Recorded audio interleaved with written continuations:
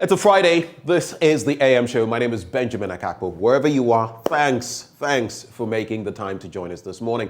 Well, joining me for the news review today, right after the news with Parkwesi Shandorf, will be Samuel Kojo Brace. You know how we do it. You don't want to miss a beat.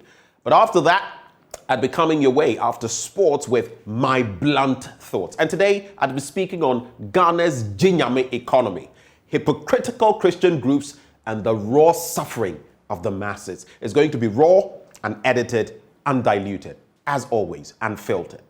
But then we get into our big stories, and we're talking skills development, that fund that has been set up. Government has granted $60 million for job creation for the TVET, which works have begun, and it's an upgrade to technical universities. But the question we're asking is, who would benefit from this? How will this lessen the unemployment situation? We see counters to these and other teething matters when Dr. Fred Che Asamoah, Director General, Commission for Technical and Vocational Education and Training, joins us for breakfast. It's also day 3 of the main fair of the 13th edition of the EcoBank JoyNews Habitat Fair. Today we'll bring you more of that scoop. We started on Wednesday, we had Thursday, today is Friday. It goes on all the way to Sunday. You don't want to miss it. But then there's the big debate. Given an amount of 800,000 Ghana cedis, would you build or buy a standard 3-bedroom house close to town or an executive 5-bedroom house far from the city center? Maxwell Agbagba will be live from the Accra International Conference Center to give us some answers to that, some scope to that conversation. As always, join us with your thoughts on this and other issues we'll be discussing on the show via phone and social media. Do stay with us. It's going to be hot this morning. Up next, the news with Parkwesi Shandorf.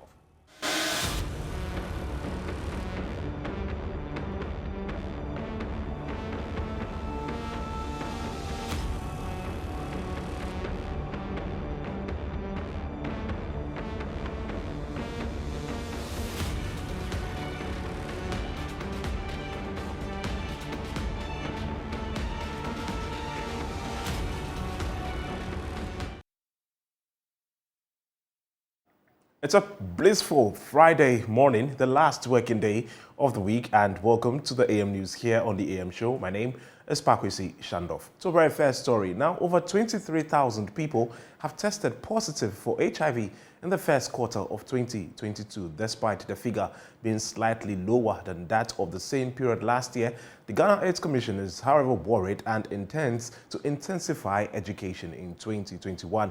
The Ashanti region topped HIV infection cases recorded in the country. Over 73,000 persons in the region were reported to be living with the disease. With the recent revelation by the National STIs and HIV/AIDS Control Program, some residents in the region are concerned about the increase in numbers and are therefore calling for intensified education.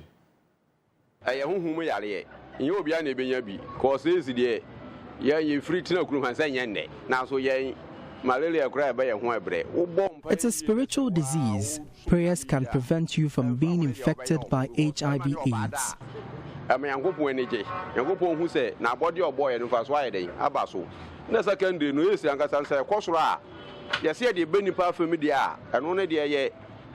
Economic hardship in the country is contributing to the higher cases of HIV. Most jobless girls are fallen victims.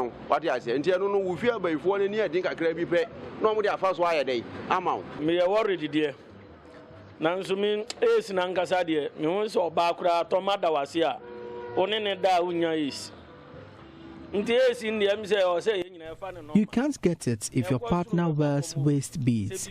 AIDS is no longer deadly. There's a treatment for it now, but if the young girls had something doing, they won't be forced to go and have sex indiscriminately.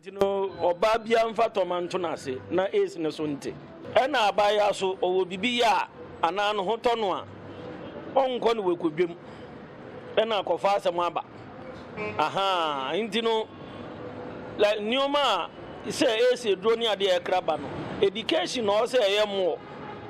Very worried about it because when you see it, it has a great effect on the youth, especially the young man who has gone into it.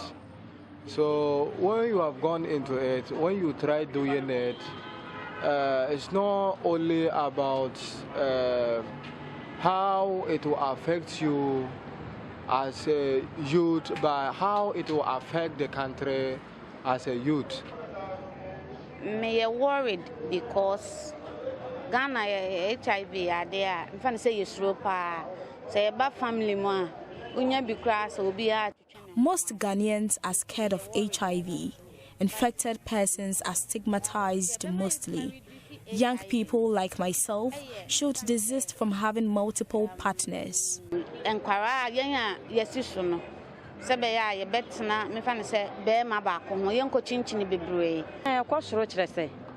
Girls no maba no mo mpa adwuma o mo mpa adwumaden o mo pese o mo ne mema da no mama o musika ene ade mema mpanyimfo o mo ne ma o musika. Girls of today do not like working. They prefer sleeping around with men for money. The government should intervene to help reduce the numbers. Say girls na o masisu na mo mpa adwumaden na o mo yesa adwuma no emwa. Although some people doubt the rates of HIV infection, deeming it as a spiritual one, others are calling for an intensified education on the infection. From Kumasi for JoyNews, my name is Emmanuel Bryan.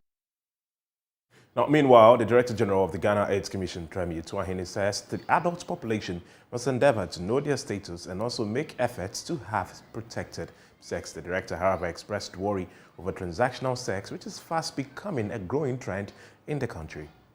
And it's creating a lot of psychological problems even for young ladies. And so it is something that we keep talking about, and I'm happy you have brought it up. Transactional sex is an important factor here, and the number of people who are involved is quite large. So it is that a number of people are into sex work, both male and female. And that is also a major risk factor. And unfortunately, some of the men who use the services of sex workers refuse to use condoms when even the sex workers themselves have offered the condoms for use. And sometimes they even become violent because they insist they are paying for it, and therefore they determine the terms of the arrangement. And so when one is giving a condom, it's only for the person's own interest to protect that person. And so we know that from what we have read in the graphic yesterday, we know that sex workers, they are one of the group of people who are high risk and can spread the virus. And so we dedicate a lot of resources and efforts to work with them and ensure that they use condoms at all times. Still on HIV, a public health expert, Dr. John Amwesi, says that the public must be made to understand that in spite of the availability of retroviral medicines, AIDS cannot be cured. Well, I mean, the current scientific consensus in the general sense is that HIV/AIDS is not curable. Now, when we say curable, what we mean is that the virus will not disappear entirely from your system. But the argument would be, who really cares if you can live a normal life and also if you can be in a state where you cannot transmit the virus? And this is why I made mention of the fact that viral suppression is really a powerful thing we need to achieve. Because here, the virus has not completely disappeared, but it's so compressed or suppressed that it does not really affect your way of life, and it does not also, it wouldn't also be transmitted to others. And so I think the argument about whether it's curable or not is not as poignant an issue as it used to be before. Nonetheless, research is going on. There's always one news item here and there or there talking about how they've achieved some successful elimination of the virus from somebody's system, but there's no publicly available FDA-approved cure for HIV at the moment. The good thing is that access to testing, access to treatments in Ghana remains free, and making people aware of this so they're not afraid to test and also not afraid to go to health facilities for treatment and know where to go is so critical. And I know the Ghana Health AIDS Commission has really been doing this over several decades, and I'm sure Dr. Tuagine can throw more light on exactly how this is being. Let's now turn our attention away from HIV and go to the Northeast region, where the regional minister, Yidana Zakaria, says that the renewed clashes between Jejunt and Timbon communities has come as a surprise. Yesterday, military men were airlifted to the region to restore calm after renewed clashes over a 5-year disputed land resulted in the killing of one person. But speaking on JoyNews, regional minister Yidana Zakaria said several efforts had been made towards finding a permanent solution to the existing dispute.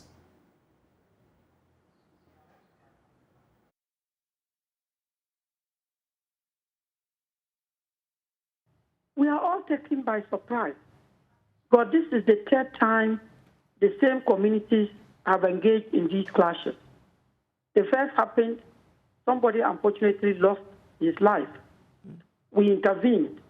We even involved His Royal Majesty, the Chief of Saboba, to help us find answers to the problem. Then there was a reprisal attack. After the reprisal attack, we still made efforts, appealed to them to give peace a chance. When we thought it was almost over, yesterday in the evening, 2 other communities came together and attacked Junjun community, and unfortunately, 1 person lost his life, and a number of houses burnt. We think that we must do something different to restore permanent peace in the area. At the district level, the District Security Committee, several meetings were held to try to find answers. Then, at the district level, we got involved to the point that I traveled from Nalergu to meet His Royal Majesty at Saboba. Then, the Chief of Saboba, sent a delegation to go and engage the communities involved in some discussions. Aside that, the Konkomba Youth Association has been very, very active in these matters, trying to restore peace. And I commend them for their efforts. So they have supported even with food and roofing material to restore houses that were burnt in the first attack. So when we were all trying to find answers, then this reprisal came up. So effectively, both the DISEC and the RECSEC in the Northeast region are working hard to restore peace. And we have been surprised by this. Now, the Kumasi Traditional Council has requested that Oyiripa FM, a radio station operating in the region, stops broadcasting from Friday, August 26, until further notice. Their crime was giving their platform to the 2020 flag bearer of the United Front Party to denigrate the Asante-Hene. The traditional chiefs in the Shanti region came under fire from Akwesi Adai, also known as Odike, a guest on the political talk show on Oyiripa FM for failing to combat illegal mining. He accused the chiefs of aiding in Galamsey since they have looked on unconcerned while forests and water bodies are destroyed. The businessman come politician threatened to lead the youth to stage a massive demonstration against Mensia if the Galamsey menace continues. The Kumasi Traditional Council was offended by this remark and declared it to be a form of rebellion against Asanteman. Hence, Odike was banished from stepping foot at Mensia. Bafo Amankwetia, the Sith, addressed the delegation from Oyiripa FM and TV. As someone see Odike card your pen, I am on a moment platform money. Na Odike kasade nkonti menye efisa asam na mfa mo mo fisa asam ketua bi na ka wo bei enka dibimemu odro ya nananom yehu a yeni beso ya yebeso ni. You gave Odike the platform to say all that he said without caution. If you want us to accept your apology and show remorse, then announce to your listeners that you erred and apologized. Again, if you want Mensia to give you your hearing, then you have to close down your radio station from Friday, August 26th until the pending issue is resolved. If not, we won't take it lightly when you appear before us again.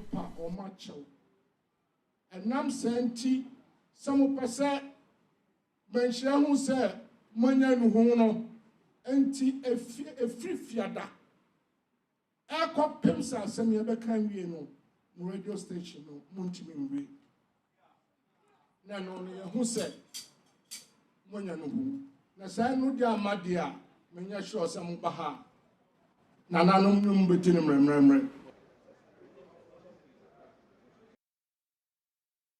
Well, meanwhile, Oyepa FM has offered an unqualified apology to Asante Hene to try and calm nerves. The statement indicates as follows, and so I'm going to take you through the statement. On Wednesday, 18th August 2022, Nanayao Messenger, host of Oyepa Breakfast Show on Oyepa 100.7 FM, Edum Kumasi, invited 3 persons, namely Professor Boaji Da Costa from KNUST, Dr. Emmanuel Amankwa from KNUST, and Akwesi Adai Odike, founder and leader of the United Progressive Party, for a panel discussion. Among the issues discussed on the day was the rate at which Galamsey operations in the region has destroyed and still destroying our lands. The host of the show asked members on his panel to suggest measures that could help curtail the menace. In the course of the discussions, Akwesi Adai Odeke called on Mensah to intervene and went ahead to issue some unpalatable comments in his submission. The host of the show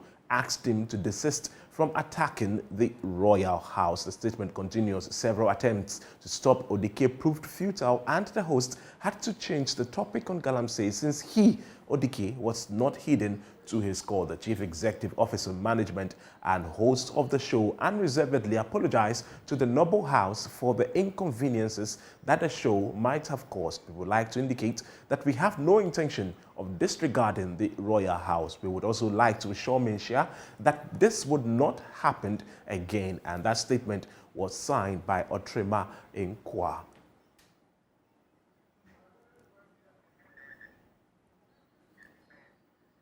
Now, away from that, Parliament's Government Assurance Committee say they have been disrespected after waiting for the local government minister, Dan Botry, for close to 2 hours, yet he failed to show up. The minister was expected to provide answers to the committee on specific promises he made relating to his ministry on the floor of Parliament. This comes on the back of Fisheries Minister Howard Kumson's failure to appear before them on the first day of the public hearing. Members of the committee say ministers must treat them with respect. Parliamentary correspondent Kweku Asante has more in the following report. I regret to announce that the minister is on tour with the president and could not come before us.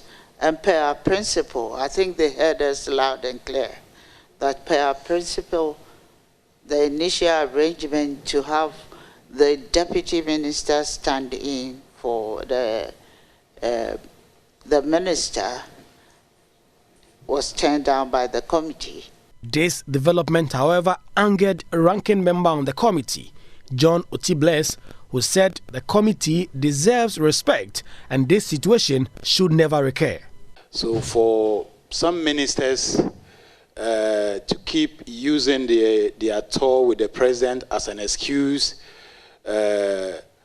is unacceptable. So we want to draw the attention of other ministers who are yet to be invited before this committee that they should take note. And as indicated by the chairperson, we are not going to accept deputy ministers before us because the promises and assurances were made by the ministers themselves. So they should take note. We are not going to accept any deputy minister before this committee. So the ministers must be prepared to avail themselves before the committee. So henceforth, we aren't going to accept any excuse as a committee. This committee, we mean business. We are not here to witch hunt. We are here to serve the public. We are here to serve the interests of Ghanaians. We are the representatives of the people. So we deserve some level of respect.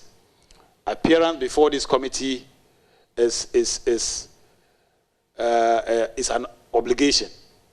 For this session of the Government Assurances Committee of Parliament, they were billed to meet 3 ministers, the ministers for fisheries, for education, and also the Minister for Local Government and Rural Development. They were only able to meet one of these ministers that they outlined to meet. That is the Minister for Education, Dr. Yawase Idichum. The other 2 ministers did not show up, and the committee are not very happy about the situation.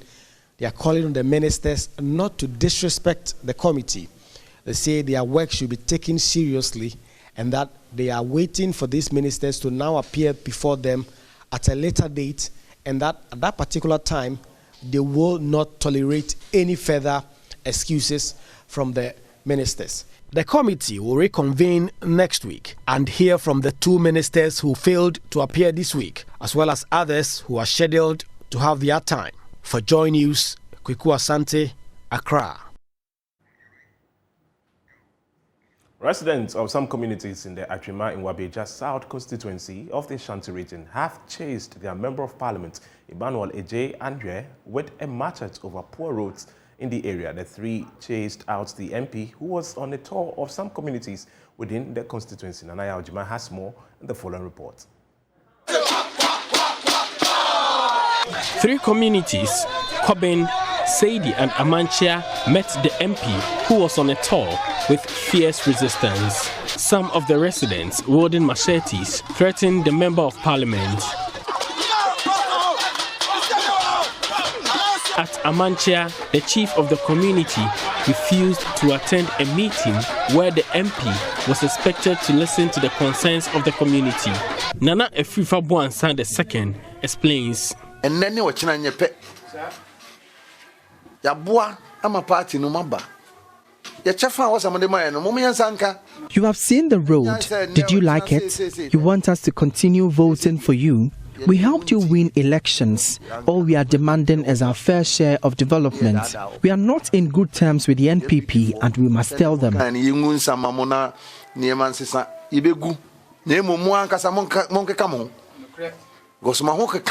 want us to pour libation on your behalf. We will do that, but you have to do better. Your performance in the Ashanti region is not encouraging. Whoever says otherwise is lying.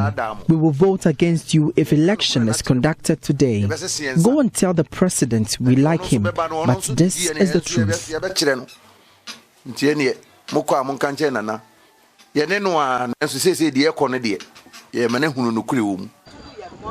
About 3 years ago, the road between Uyoso and Antwerkrom was milled for reconstruction. This was because the road was riddled with potholes, which affected movement in the area. Construction of drainage systems commenced immediately, but the contractor later abandoned the construction. Residents say the contractor has not been on site since the beginning of the year. They have filed a complaint to the office of the MP, but they are yet to receive any positive response. The Member of Parliament, Emmanuel Ejay Andre, wants the residents to exercise restraint.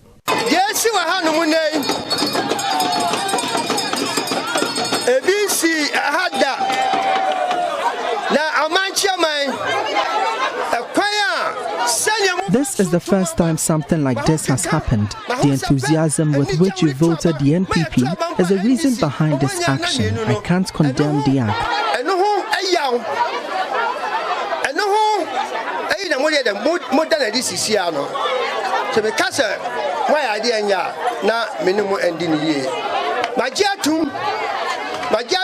I have accepted that we haven't completed the road, but I assure you the road will be fixed before 2024 ends.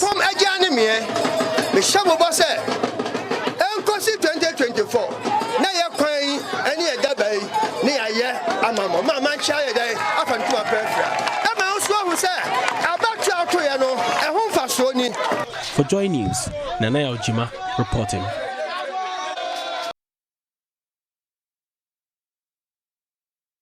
If you live in a waterlogged area or in a coastal community, you have probably seen a wet patch that has marred the beauty of your wall paint. There is a locally made permanent fix for the dampness on your wall at the ongoing EcoBank JoyNews Habitat Fair at the Accra International Conference Center. Maxwell Agbagba has more from the AICC. He starts this report with the Croydon Water Max filter at the fair, which among others removes 99.9% of dirt and reduces odor.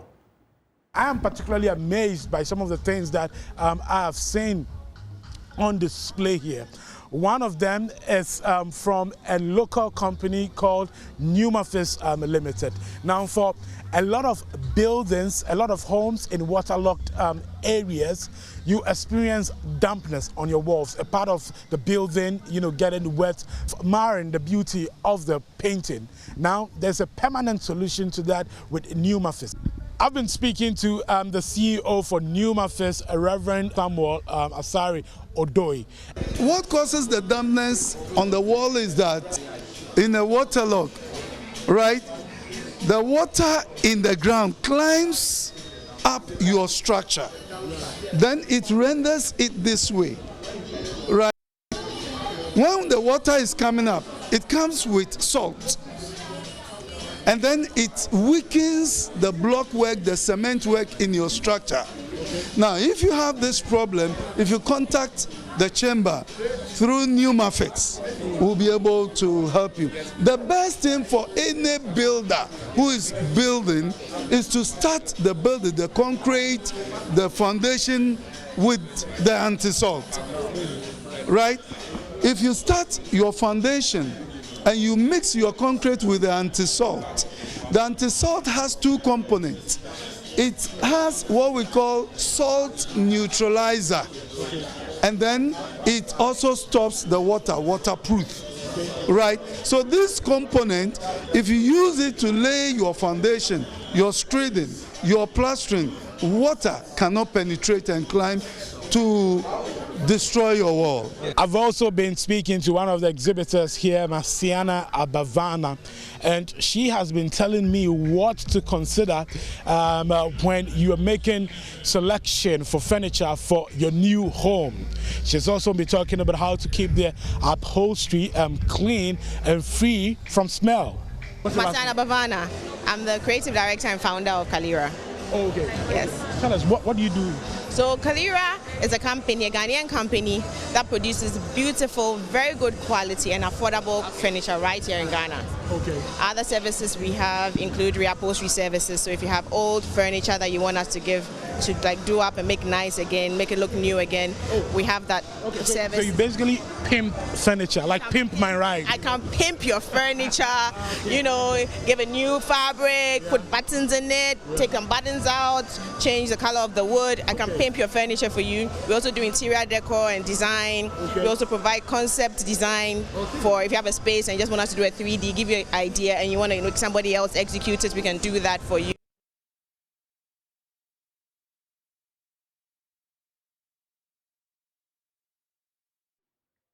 That's all for the news. It's been a pleasure having you. My name is Pakwisi Shandoff, and do have a blessed weekend. The show continues with Benjamin and Benes.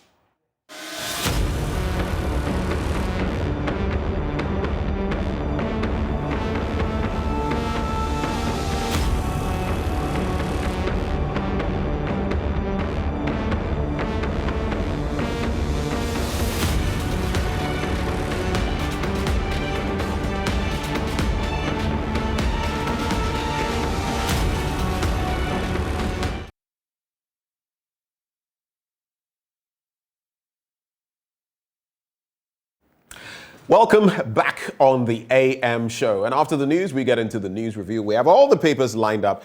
It's the usual culprits. Yours truly. I am here. And of course, there's a certain Samuel Kojo Brace, my partner in not crime. Yes, exactly. In nation building. Exactly. Thank you. Yes. Faboom. Thank you. Sewa. Thank you. Yes, we are building Ghana. Building Ghana from scratch. Oh, yeah. Not like Stamford Bridge. No. That bridge was broken. That bridge was broken last week. It's a porous bridge. It was pulverized. Very, very porous. I mean, anybody who believes in that bridge, I wonder what he or she sees. The Blues! Don't even talk about it. Who supports the Blues? Is it Blue Band Margarine or? No, it's Abidjan Blue. You remember? Yeah. Charlie, no me who be okroma chill. Yeah, when we were young, we used to Charlie. Yeah, shirt blue no sana. You know they wash the thing. You do the first, you rinse. You do the second, you rinse. Yeah. Near the boy we are now sharp. Near toso yeah the starchy. As a pound. Today will be the international blues. But whatever, you know what the Bible says. There's nothing new under the sun. No. Even what the women are using now and saying boosters, then I say for the same, I guarantee. Now, I'm sharing in the 60s, 70s. Oh, Kadia now for Coco there. Who's a Moja there. Okay. Yeah, and think I'll find one for Coco. Oh, okay. You should have been a vandal, you. Myself. Well, since I went to UCC, then it should have been Casford. But I was never giving Casford. I was giving Ogoa Hall. But since you make mention of that, just before we get into the papers, two issues. The first one, you know, the Ashanti Regional Minister, Simon Osei, exactly, has been saying that there's this culture where when the vandals in the University of Ghana are doing something, sometimes Kingsley Hayford will come, Katanga will come, and vice versa. In this instance, the recent happenings at KNUST, he blames a lot of it on visiting students from Kingsley Hayford Hall, you know, Commonwealth and all of that. And it says that those from Katanga were not in their numbers in that crowd. And so, it is not possible. And that even when the hall weeks are being organized, they should ensure that it's just members of Katanga and all of that. Do you think that's the solution? No. Let me tackle his idea about the fact that there will be less Katanga Hall members in there. From what I know, right? Anytime these guys are doing these things, the host has a chunk of its people in there. So it cannot be the case that Casford is doing something and then Commonwealth and Katanga people would outnumber Casfordians. It won't have. I've never seen before. I don't know how it can be possible. That Katanga is the one hosting, and then these Kingsley Hayford guys and then Commonwealth will outnumber them. I don't know. Again, we've tried in the past to ban these things. SRC, Hall Week celebrations. We've tried to ban it. When I was on campus, there were several instances where the university thought, let's ban celebrations as a way of curing this. But it never cured it. I'm thinking they should involve the alumni in fighting this. Because see, most of the hall masters, the principal officers of the universities are, do we say alumni or alumnus? Alumnus or alumni, because there are a lot of them, plural, of these halls. So they should rather sit around the table and say, how can we deal with this? It's about time we stop experimenting the things we've done in the past and has given us very little results. They say that if you want different results, you have to change your strategy, do things differently. If we keep saying ban, and we are not getting the results, let's change it. Really.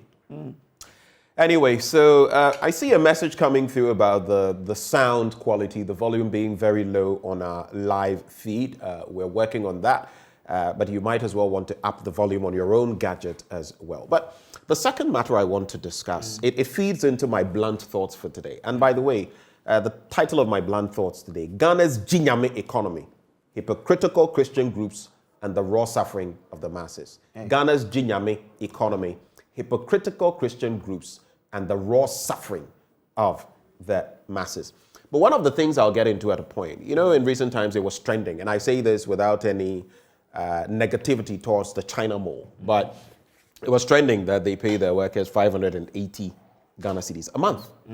And Manasseh Azuri-Awini also came in to say that, yes, that may be terrible, but how about some rubbish company that is paying 180 cedis a month? I'll not mention the name.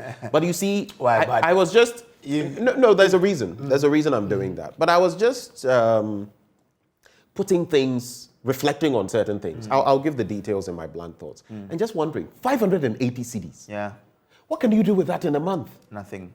And talk about even inflation and the reduction in what 580 cedis could do in its PPP. And I am shocked at how Ghanaians are getting by. But that is why you get a lot of people say Ghanaians are magicians, eh? Exactly. Because if you look at your earnings and you look at your expenditure, it is not because you are frivolous in spending. But there are certain things you cannot do without. For example, if you have to take a transport to work every day, you have to go to work with your car. You cannot say, even if you park it and take public transport, you will still come back to the fact that you spend more on transportation. So if I earn, say, 580 a month, and I have to take transport of, say, 20 cedis a day, that's how much? That's like 100 cedis. If I'm working 5 days, 100. So by the end of the month, I've spent 400. So I'm left with 180 cedis to spend on, if I have a family, my family and myself. And how is that possible? Exactly. You know my reality? And this also feeds into what I'll be talking about today. Just about a year ago, a little over a year, or just about a year ago, I was spending about 240, 250 cedis to fill my car's tank, 1.6 litre engine. Okay. Do you know that as of yesterday, when I went to a fuel pump and filled my tank, thanks be to God, I can still do that. It cost me 580 cedis, 10 pesos. Do you know what increment that is? 141.67%. 240 cedis. 40, yeah. Max 250. Yeah. That is an increment of 141.67%. How many days is it able to last you? 5 days. Exactly. No more. It's not even up to a week. So I end up spending between 2,600 and 3,000 cedis on filling my tank alone. And why? Like on a more serious note. A month. So you're basically living from hand to mouth because utilities haven't come and utility tariffs are going up come the 1st of September.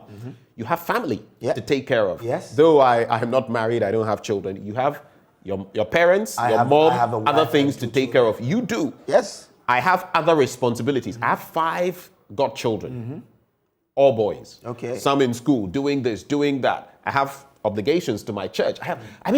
Sometimes I just reflect on it and wonder how we even survive in this economy.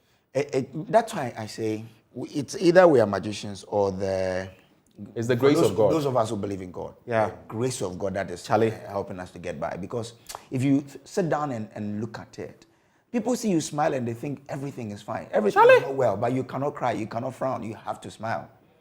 Smile reveals you. Because let's smile into the papers now. Anyway, so I have the Daily Graphic, Republic Press, the Finder, and the Daily Statesman. What do you have? I have the Ghanaian Times, the Daily Guide, I have the Publisher, and the Custodian. All right, let's start with you. Okay, so the Ghanaian Times. Iyoko boss didn't comment on one prosecution, according to APC. It comes with a picture of COP Mameya Tiwa Adodankwa, Iyoko boss. Mamobi resident demonstrate against demolition exercise on Sunday, and it comes with a photograph of the demonstrators there. It was hugely covered on JoyNews yesterday. Papani actually was in the thick of affairs whilst they were demonstrating. You know, this is a bit personal to me because I have a lot of friends, people I know in that community. Yes. I even saw some of them live on television yesterday, and it broke my heart. You know, that because these are people, like I said, since the Champon regime, they've been in this place, they've lived there. And you know, technically, per the law, even when it's state land and you allow people to stay there. I saw this in Brazil, where you allow people to stay there for a period of time. Certain rights are lost, so to speak. And the mere fact that they even want to evict these people without any compensation is worrisome. Look at the economy. Where do you expect the people to go? In this economy, where do you expect them to go? Where rent is nothing less than, when you're even looking at a small single room with some local fuel, maybe even without toilet facilities, you're looking at around 200 cedis. If you're looking for, a small single room in some area that is not exactly, maybe in the armpit of town. If you're looking at somewhere like Jowlu, you could be looking, just for a single room, let's say self-contained, you could be looking at as much as 600, 700 cedis. If you're looking for 2 bedrooms, I operate in these circles, so I know very well. 1,005, 2,000, 2,005. If you're looking at the Chados and the rest nowadays, it's no joke. You get it? So when you evict people like that, where do you expect them to go? How do they keep body and soul together? Where do they lay their heads? And for each of the people you saw yesterday on the streets, they have family. So multiply that. One lady's story broke my heart. The lady who had her baby strapped around her. And she was crying that, look. I think I saw that. Her husband has lost the job. This is where they live. If you ask them to move now, they don't really know where they're going. I don't know whether it's the same woman, but another one also said that her husband is even bedridden. He has an illness. There's another one. Yes. But this one. And how will she even move such a person? So maybe government should reconsider. Like you say, I think the new law has taken away that one. But laws are not retrospective, I'm told, isn't it? They are progressive. Yes, so yes. When these guys rarely would you see a law acting. So when these guys were living there, or retrospectively, I should say, they were like the old law. Because of the number of years they've lived there, some rights, because it's state land, some rights belonging to the state have been lost. And these people have been paying AMA dues and so this you and have that, to look all at, those things. You have to look at how you can handle this. Either you have a relocation center you want to take them to, right, or you find a way to make the relocation seem effortlessly so that you don't jeopardize. Because the stories that some of them were telling us, look at that small boy who said that if you push me away, my education will be truncated in a way that's something. That's something the government. But you know something else very quickly that this brings to mind? The bit about affordable housing and how it has failed us. No. Because if we had proper affordable housing systems, we should take away affordable. It could have been very easy to move these people somewhere, maybe even tell them that, look, over the next few years, you're going to pay these small components and then these facilities become yours. We can't do that because affordable housing has not been affordable and it's failed us in this country. It is not. And sometimes when you hear some government spokespersons explaining why it cannot be affordable to anything, I look and sometimes listen to them and I ask myself a lot of questions. That you say you're doing affordable housing and then the housing is costing around 400,000 cedis. How affordable is it to everybody here? If you look at majority of us, who can afford 400,000 cedis? And sometimes you even have to pay upfront before you can get access to the house. Yeah. So you know what ends up happening? The very misleaders we have, who can afford it, go for it, and then they tell us they've built affordable housing units, which you and I can't afford. They should really change that. They should remove the affordable housing from it. And I'm shocked about this government's guys at the State Housing Corporation. I thought they could do something different. But the houses they are building, and they are costing 480,000 cedis. You ask them why is it, and they tell you why. Do you know how much it costs to build a house? But if you want to put up affordable houses, who are you targeting? Yeah. Not the poor. Yeah. People who can't even afford to build their own houses. Look, where you think you are bringing them an arrangement where over 20 years or 30 years they can pay the house and it becomes theirs. Boss, let me tell you something. Really? A lot of people in the middle class, the middle class, those who at least have good jobs and the rest, can't afford affordable housing units in this country. They can't. You and I, can we afford the 400,000? The answer is no. No. We can't. And then they give you some... Because that's similar to some projects in cantonments and the rest, which are requesting for 70,000 and the rest. Yes, it's the same thing. But can we afford that now? No, we can't. So really, I think that the State Housing Corporation should change the whole idea of affordable. If you want to build affordable houses, let them be affordable. Don't build and tell me that, do I know how much it costs to put up a house? Then how affordable is it? Meanwhile, where lies your affordability? Meanwhile, Kojo, in other countries, affordable is affordable right here in Africa, and they are doing them. Why we can't do same, only God knows. Let's check out other stories. Anyway, vandalism on KNUST campus, police chase 62 students, secure bench warrant for arrest of suspect. These are the stories there. It says, don't wrap your kenke in plastic. Chemical can cause severe health problems. Dr. Efriye warns. I think this is a story we should take keen interest in because the issue about plastics, we haven't been able to deal with it well. And if... we haven't had the will to deal with it well. And this is coming from the Minister of Environment, Science, Technology and Innovation, MESTI, Dr. Kweku Efriye. He's a medical doctor. Yeah. So I think and he's a policy maker. Can we move from don't to bring in laws and policies that will not allow people to wrap their kenkes in plastics? You know, some of us have a certain consciousness. In recent times, when I go somewhere and let's say I've bought something in plastic. You know, for example, walking right here through Kukumlimli, I could buy, let's say, a juice drink, the orange juice seller outside. Buy it, she would give me a plastic bag. I go to purchase water, plastic bag. I go to purchase maybe noodles, plastic bag. So you know what? When I take the first plastic bag, all the other things I'm going to buy, I refuse plastic bags, put everything in one, and I see whether I can reuse them. But not everyone has this mindset because we don't realize that the more plastic we're introducing in our system, the more we are actually in different ways, killing ourselves. But with no clear policy, that is what people will do. Exactly. And that's what people will do. He is even targeting, you know, the Fanti Kenke makers have now been wrapping plastics around the Kenke itself before the plantain leaves. And he's saying that. Are you serious? Oh, yeah.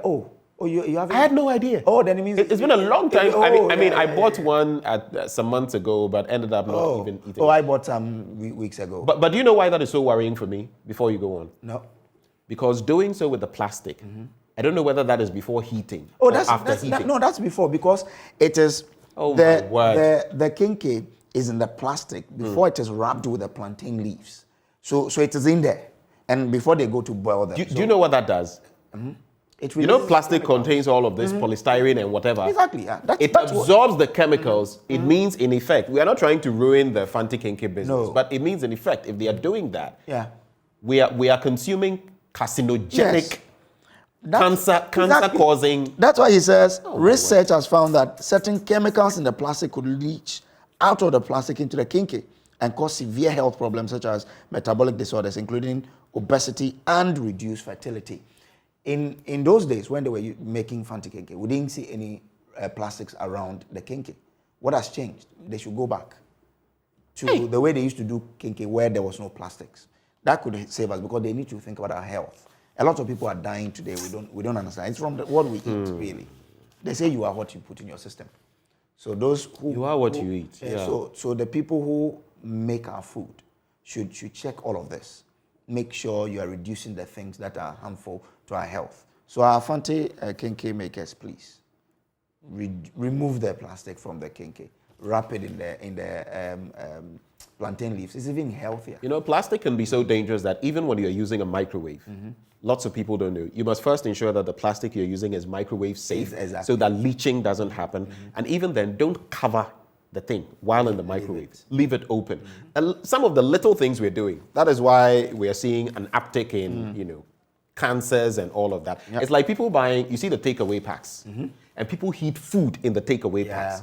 They contain the polystyrene agents, and you are killing yourself, so basically. They leach into it.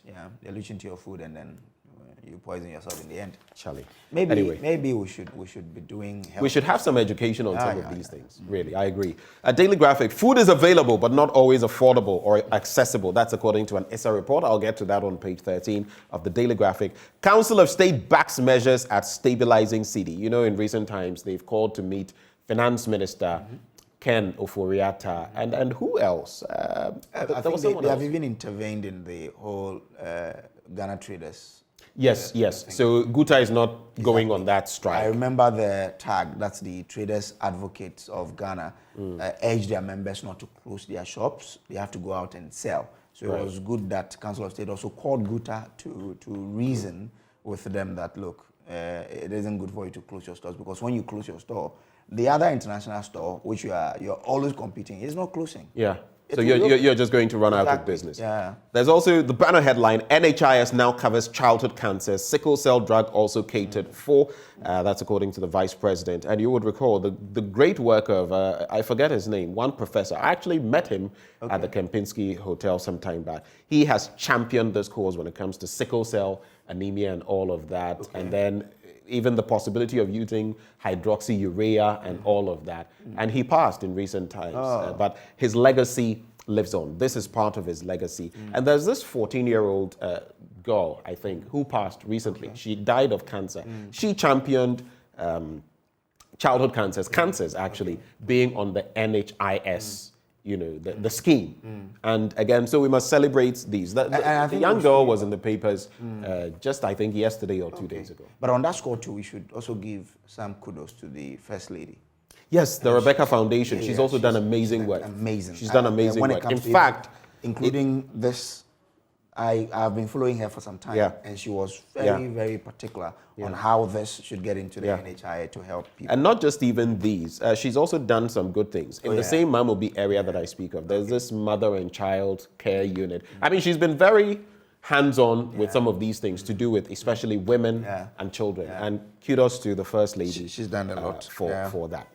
Then there's, but let me just do the food story, and I think we shall wrap it up. On the back page, Andy Yadom, reliable defensive backup. Let me do the food story, and we shall move on from the daily graphic. So food is available, but not always affordable or accessible. Now, a research project into food safety and the drivers of food choices in selected cities in the country has established that food is available throughout the year. However, affordability, quality, and accessibility are the challenges. Now, the study by ISA also established that although sanitary conditions and infrastructure in the open market were poor, it was the most preferred market for consumers, that is the local markets. The study undertaken during different seasons in 2021 was done simultaneously at major markets in Accra, Kumasi, and Tamale in 3 rounds of consultation with local stakeholders of urban food systems. So that is the story there. Has anything changed for you? The usual price you would, I don't know whether you go to the market often, but what you would get a tuber of yam for, plantain, a bunch of plantain, tomatoes and the rest. Has anything changed for you? Yeah. Or do you no. When you give out the kudi, has anything changed? Things change. What do I often buy? Okay, since I've been in Accra, it's not like I was in Takrady where I could go to the market and shop for the family. Now I do buy a lot from the street.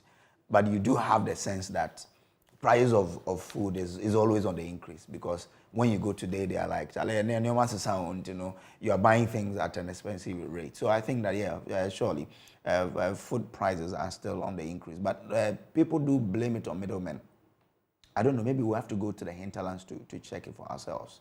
Then we can do a very good analysis on whether or not middlemen have played a huge role in how expensive food has become. Because we are being told that in the farm gate or at the farm gate, food is very, very affordable. But when it's being transported into the marketplaces, that's where the prices go up. I don't know why. Well, that is part of the problem. It's not as though all of them exactly. Sometimes you go up north and you would look at yam prices there and compare them to when they come down south. That's a phenomenon because of transportation, because of harvest losses, post-harvest losses, so many factors in there. But the fact remains that food, that's what the ISA report is saying. It may be available, but in terms of access across the board and in terms of cost and all of that, there are so many dynamics at play. Exactly. And we need to explore all of the dynamics to be able to conclude on what is it that is causing, the rise in the cost there. Because if we are told that farm gate, the price is so cheap, why does it come to the market and it becomes expensive? Now to the Delhi Guide now, and Farouk Mahama showcases Gizdek prospect. He says, let me quote, under his leadership and management, he's the board chair for the Ghana Integrated Iron and Steel Development Corporation. He says under his leadership, the company is poised to provide strategic direction and the needed dedication to birth a vibrant integrated iron and steel industry in Ghana. We'll be keeping an eye on how this guy, because I see that he has a lot in him. His father was once the vice president of this country, and I'm sure he learned a lot from him. He says he wants to make sure that Gizdek prospers. So let's give him the support and see what he can do. FDA lab gets WHO pre-qualification status. NDC will lose 2024 elections, according to President Nana.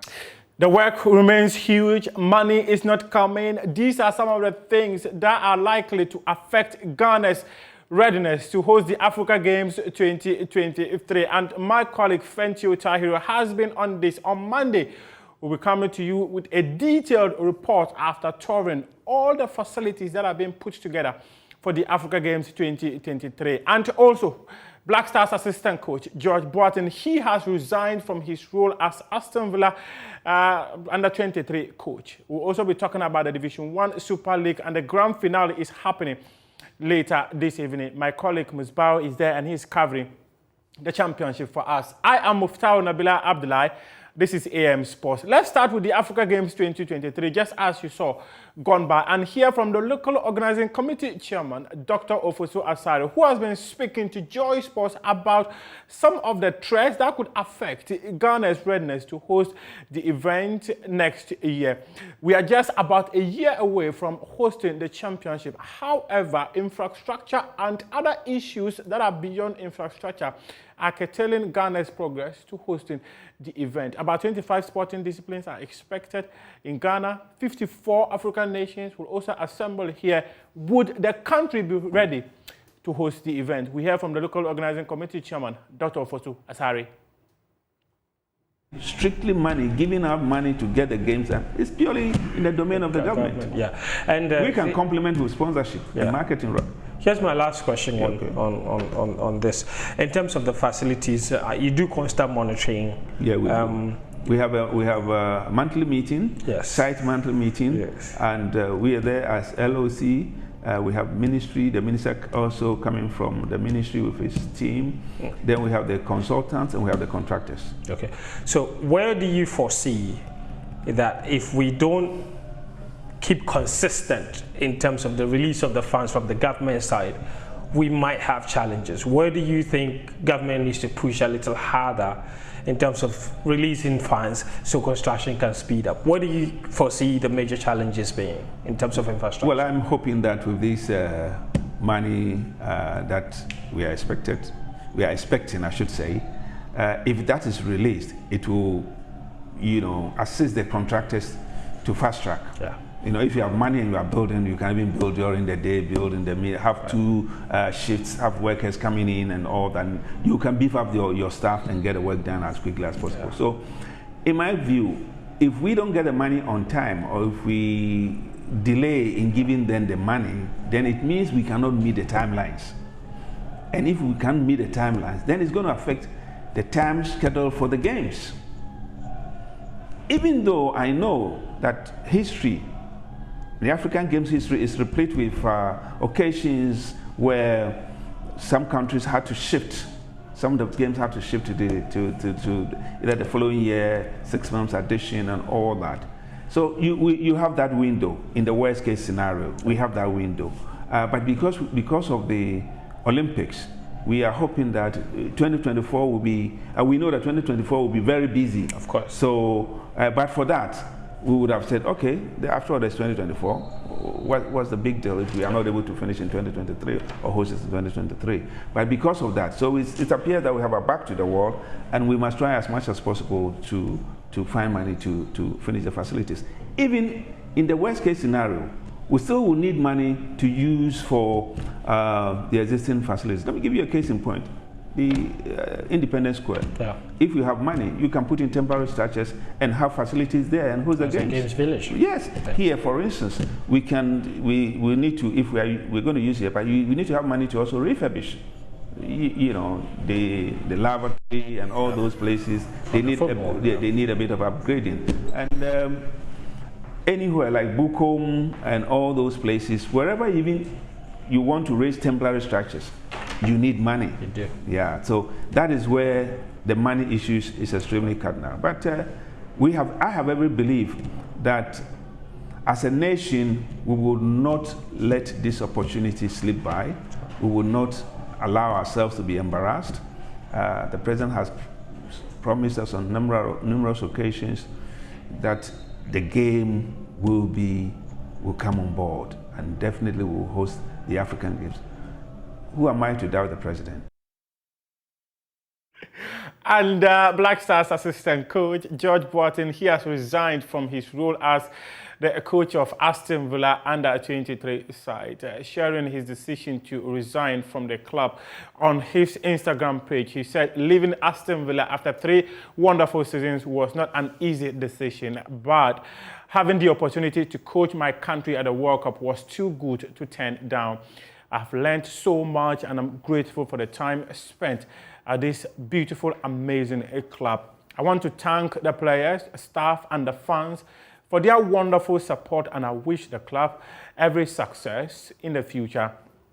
As for now, I will concentrate on my role as the assistant coach of Ghana ahead of the FIFA World Cup. George Boateng speaking after leaving his role as the coach of Aston Villa under-23 side. Now let's do the Division 1 Super League. The grand finale is happening later today. It is between Liberty Professionals and Instructureman Football Club. We hear from the head coach of Instructureman FC, Mohamed Gago, who has been speaking to my colleague, Musbao Razak.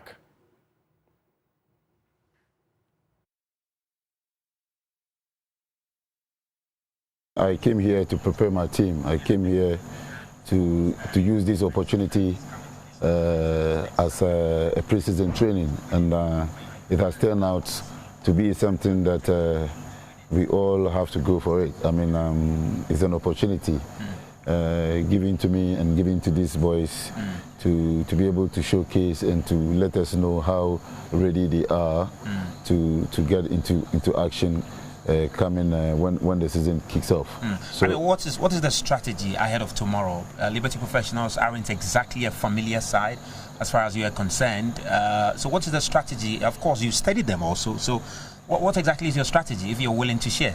Well, I mean, Liberty professionals are a good side. I am even surprised they couldn't qualify, because looking at the way they play a very good football, and they do a lot of ball possession, pressing here and there. They play also an attacking football. We have to just take it easy, take the pressure off the players, and let them come out and do what they do best. The field will decide tomorrow, but I know it's going to be a tough match. Is that an assurance to the? Are you giving an assurance to the people of Nswachiri that you're bringing the trophy home? Well, there is never any assurance when football comes to play. Now let's hear from the head coach of Liberty Professional, Desmond Issa Bochwe, who has also spoken about the grand finale. And he says his focus is to build a team that can compete in the Ghana Premier League and not win the Super League. Let me say, it is too hard work. The boys are ready to work because they know we are in the pre-season period. So we are using this as a pre-season match, and we want to approach it the way we approach it in the league match. You know, we failed in the last season, and we want to see how best we can, transform this performance into the next league season. It's not a big deal. What we all know is like I said from the beginning, we are using it as a preparatory period for the league season. So we approach every match as, equally. With all the, the zeal and everything we have. We are learning, so we have to transform into the league match, and that's what we are doing.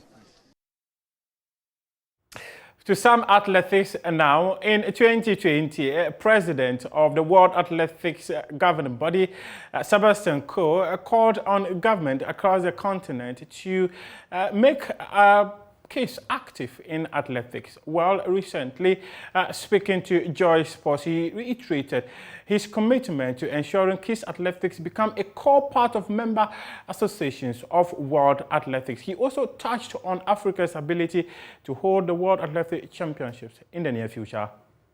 To Ghana, I was admonishing governments all around the world for not doing more during the COVID months and years for giving access to young people for exercise. It was hugely important, not just for their physical well-being, but crucially for their mental well-being. And I couldn't see a good reason why, under controlled circumstances, we shouldn't have been doing more. This is not a criticism necessarily of Ghana. I spoke to many governments in many countries about the need to try and make it easier for children to exercise during the lockdown periods. My final question: you went through the bid that was submitted by Kenya for the 2025 Athletics Championship. Just how close were they to hosting the champion, and how close is Africa to hosting the World Championship? Look, these were 4 really spectacular cities. They all had very, very different contributions to make, and they had very different assets. Clearly, one unquestioned asset in Kenya is the love of athletics, the passion for it, and the extraordinary quality of the athletes. There were challenges around the stadium, which would have needed a great deal of refurbishment, and there was concern expressed by the council about the time frame and the quantum of resource that would be needed in order to refurbish that. But I've spoken to the Kenyan Federation. They know that I am fully committed to helping them or any other African country stage a World Championships in the foreseeable future. Have you spoken to Ghana Federation? I haven't spoken to the Ghana Federation, but I've certainly spoken. You would understand I will be speaking to Nairobi, particularly because it was their bid. The UEFA Champions League group stage draw was done yesterday. Let's take a look at the fixtures as Group C. Mena has described it as a group of dead because it has the likes of Barcelona, Bayern Munich, Inter Milan in there. But Group A, we have Liverpool, Ajax, Napoli, and Rangers.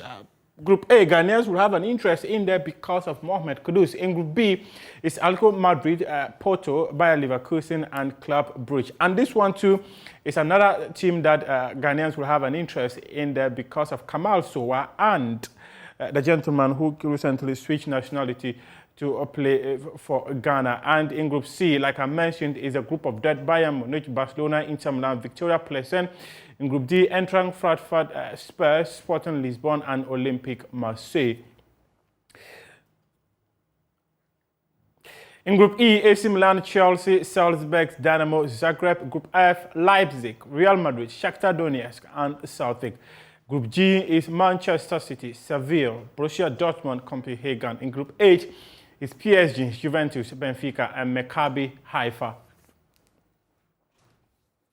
There will be live commentary of the UEFA Champions League on Joy 99.7 FM. My colleagues, George Ade Jr. and Fentio Tahiro, will be bringing to you every single description when the group stages starts on September 6th. Let's take a look at European fixtures for this weekend, and starting with the Premier League. And on Saturday, we have Southampton. They'll come up against Manchester United. Brentford will play Everton. Brighton and Hove Albion will play Leeds United. Chelsea will play Leicester. Liverpool will play AFC Bournemouth. Manchester City will come up against Crystal Palace. Arsenal will play Fulham. And on Sunday, it is Aston Villa versus West Ham United, Wolverhampton Wanderers versus Newcastle United, Nottingham Forest will play Tottenham Hotspur. These are the fixtures for March Day 4 in the English Premier League. For the Spanish La Liga, we have Girona will come up against Celta Vigo, Real Betis will play Osasuna. These fixtures are for tonight. And on Saturday, we have Elche versus Real Sociedad, Rayo Vallecano will come up against Real Mallorca, Almeria versus Seville. On Sunday, we have Getafe versus Villarreal, Barcelona versus Real Valladolid, Espanyol versus Real Madrid. In the Bundesliga, SC Freiburg will come up against Bochum, and on Saturday, that game is tonight. On Saturday, Mainz 05 will play Bayer Leverkusen, Schalke will play Union Berlin, Hertha Berlin will come against Borussia Dortmund, RB Leipzig will come up against Wolfsburg, Hoffenheim will play Augsburg, Bayern Munich versus Borussia Mönchengladbach. And on Sunday is FC Cologne will come up against Stuttgart, and Werder Bremen will come up against Eintracht Frankfurt. These are the matches for the match day 3 of Bundesliga. In Serie A, Monza versus Udinese, Lazio versus Inter Milan. These matches are for tonight. And on Saturday, Cremonese will come up against Torino. Cremonese, they are rumored to be signing Ghanaian striker Felix Afenajan. Juventus will come up against Roma. AC Milan will come up against Bologna. Spezia will play Sassuolo. On Sunday, we have Salernitana versus Sampdoria. Hellas Verona will come up Atalanta. Fiorentina versus Napoli. And Lecce will play Empoli. These are the fixtures for match day 3 in the Italia Serie A. In Ligue 1, Ajaccio will come up against Lille. This is for tonight as well. And then on Saturday, we have Auxerre versus Strasbourg, Lens versus Rennes. And on Sunday, Nantes versus Toulouse, Brest versus Montpellier, Lorient versus Clermont, Nice versus Marseille, Troyes versus Angers, Rennes versus Lyon, and Paris Saint-Germain will come up against Monaco. And that's how we wrap up AM Sports here with me, Muftaro Nabila Abdullah. We appreciate your company.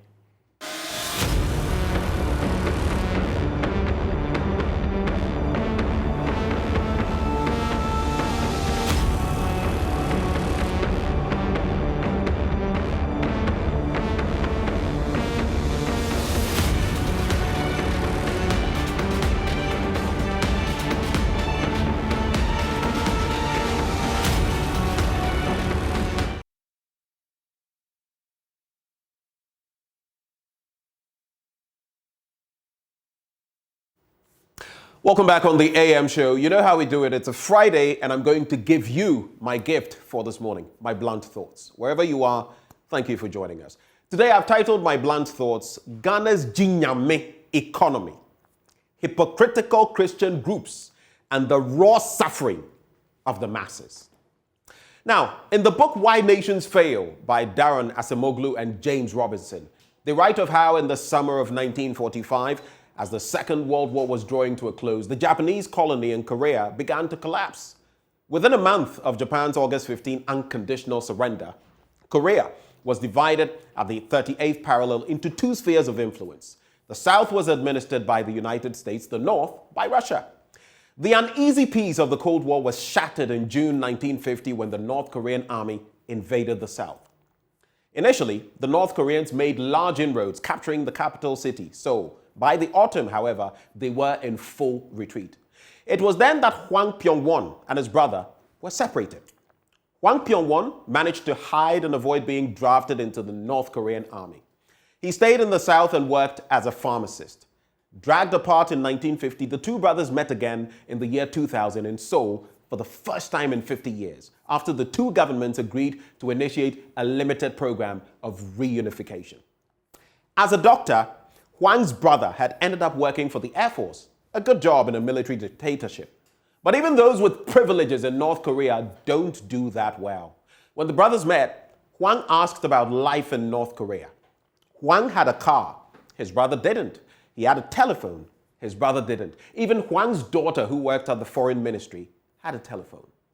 Hwang recalled how all the people from the North at the reunion were asking for money, so he offered some to his brother. But his brother said, "If I go back with the money, the government will say, 'Give that money to us.' So keep it." Hwang noticed his brother's coat was threadbare, so he offered him the new one he was wearing instead. "I can't do that," his nervous and ill at ease brother said. And this is what he followed up with. "This is just borrowed from the giver to come here." His brother was poorer than he had imagined. He looked awful and was thin as a rake. The people of South Korea have living standards similar to those of Portugal and Spain. To the north, living standards are akin to those here in sub-Saharan Africa, about 1/10 of living standards in South Korea. But here's where it gets really interesting. These striking differences, just as when you consider the differences between Ghana's economic situation and those of the Asian tigers in the 1950s and 60s and 70s, are not ancient. In fact, they did not exist prior to the end of the Second World War. But after 1945, the different governments in North and South Korea adopted very different ways of organizing their economies. South Korea was led, and its early economic and political institutions were shaped by the Harvard and Princeton educated Syngman Rhee. That made the difference. In the North, Kim Il-sung established himself as a dictator by 1947 and introduced a rigid form of centrally planned economy which outlawed private property. Twin countries with a single umbilical cord and market economies, yet their outcomes were so different. Here too in Ghana, our stark reality is that while we have the Ivy League trained economists and what have you, they have shown over time that they have nothing really to show, beyond their academic degrees, that is. Else, how could we be in such economic mud today? Make no mistake, brothers and sisters, we currently are in a jinyame economy. Because Charlie, check like Adina Jinsim. If God does not intervene, we would find ourselves up the proverbial creek without a paddle. Mr. President Nana Addo Dankwa Akufo-Addo said very recently, "My government is not to be blamed for going to the IMF." Hey, Mr. President, we shouldn't blame you. And can you blame me when Alassane Ouattara and Muhammadu Buhari? What a bunch of baloney. Did you, Mr. President, not tell us that you had secured our economy, our country, with your Vice President, Dr. Mahamudu Bawumia, in whom God had reposed the entirety of the world's wisdom? How could he then, as the repository of all this wisdom and as head of government's economic management team, have left us in the lurch? How could he have failed us so badly? And even worse, how could you, Mr. President, have overseen all of this, have looked on while all of this crass work was happening? I suppose we have to go back to that tree proverb that aptly says,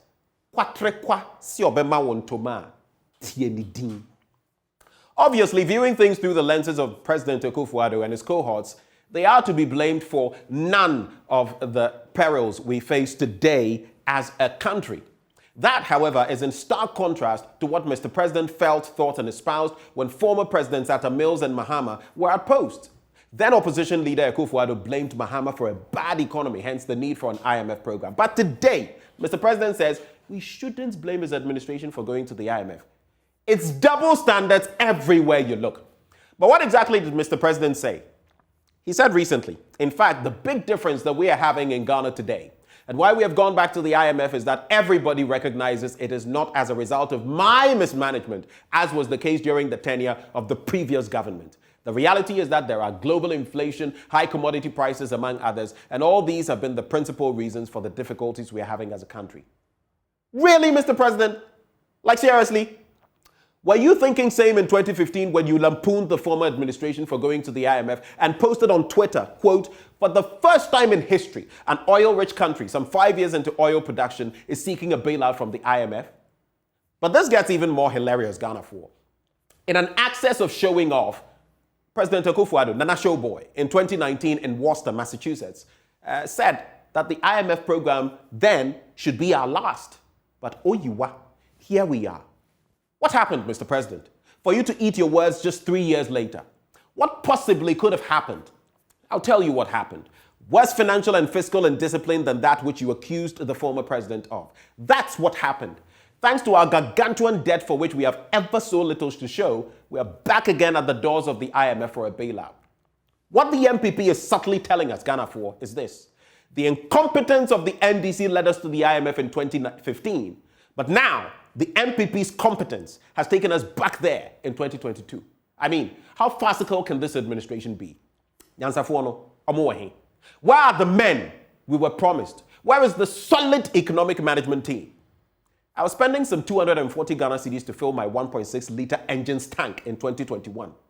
Just yesterday, I spent 508 cedis, 10 pesos. That is a 141.67% increment in what I had to pay just last year. And this lasts me for just about 5 days of not too much going round. So just imagine how much I am going to spend on fuel alone in a month. My feeding hasn't been factored into the conversation. Utility bills, rent, medicals, and all haven't come in yet. My mother's bills have not been looked at. Ading, what then am I working for? To live from hand to mouth?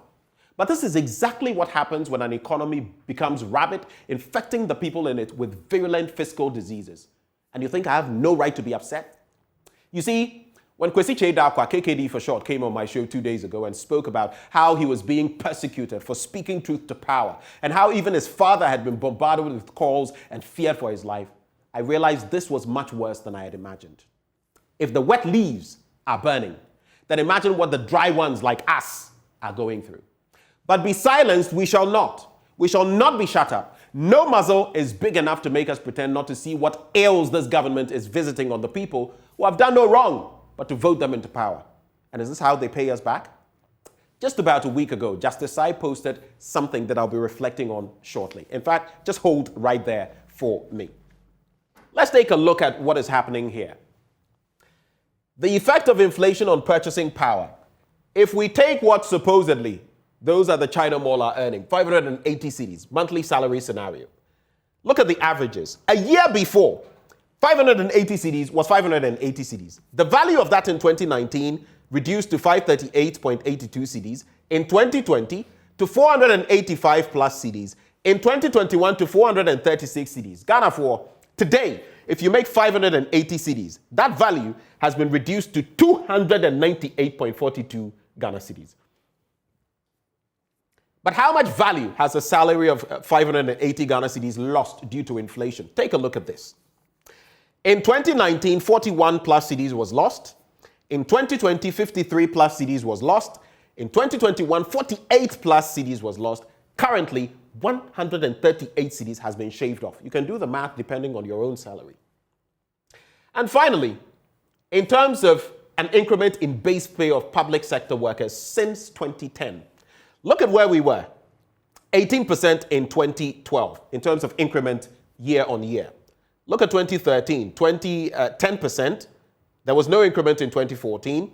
15% in 2015, back to 10% in 2016, 12.5% in 2017. Since that time, it's been a steady decline, 4%, the lowest in 2021, and now at 7%. Let me wrap with this. Justice Sai on August 12, Justice Sai posted this, and I feel it is relevant. A few weeks ago, spokespersons were citing U.S. gas prices in defense of the painful increases in fuel prices in Ghana. This was without regard for the fact that Ghanaian workers earn in 5 days what the American worker earns in 1 hour.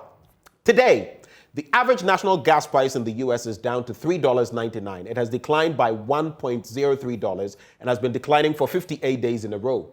This means that a two-car family has saved $110, the equivalent of about 1,000 Ghana cedis in a month. This is what governments do. They turn things around. But what do our governments here do?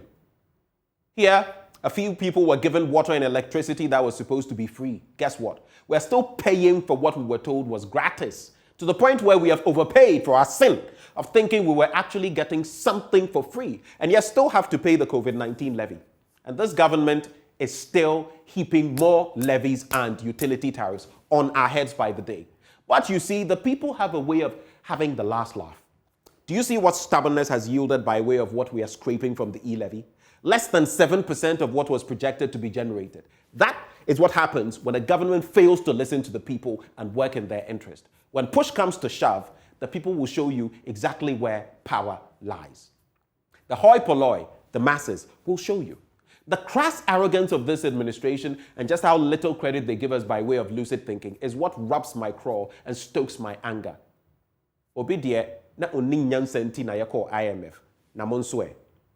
But another sticking point about which we cannot retch is the hypocrisy of some Christian groupings who now ask us, the people, to pray for God's intervention for the economy, when those same people, Pharisaic as they are, were praying for wisdom, knowledge and understanding, common sense for the former administration's leaders. What vile hypocrisy. Back then, was it because our leaders were bereft of ideas? And now, is it not owing to same or much worse? Are today's leaders immune to the same shortfalls in thinking and creativity? Is it now because God has rejected us that our economy is in the toilet? Does that explain why we wander in this economic wilderness? You see, being a staunch Catholic Christian, it is even more serious when respected Christian figures cover their heads like the Pharisees with veils of hypocrisy. I personally fiercely criticized John Mahama on many things that I felt were not right. If today, Akufo-Addo does worse, which in my books is what he is doing, how can I pretend everything is A-okay? To what end? There will be no distinctions here. What is wrong is wrong. What is stupid is stupid. No seasoning here. Why should we pander to massaging people's egos when our motherland is running aground? If we fail on this national journey and Ghana caves in, we'll have rubble not crush us all. In fact, God forbid, but I can guarantee that if the country were to go under, our misleaders would be the first to run away, just as the Sri Lankan president did with his tail between his legs. But we cannot afford to get there, which is why we must do everything to avert such a catastrophe. When I speak this passionately, it is because I am Ghanaian through and through, and I love my country. My name is Benjamin Akakpo. These are my blunt thoughts served to you, raw, unedited, undiluted. God bless Ghana.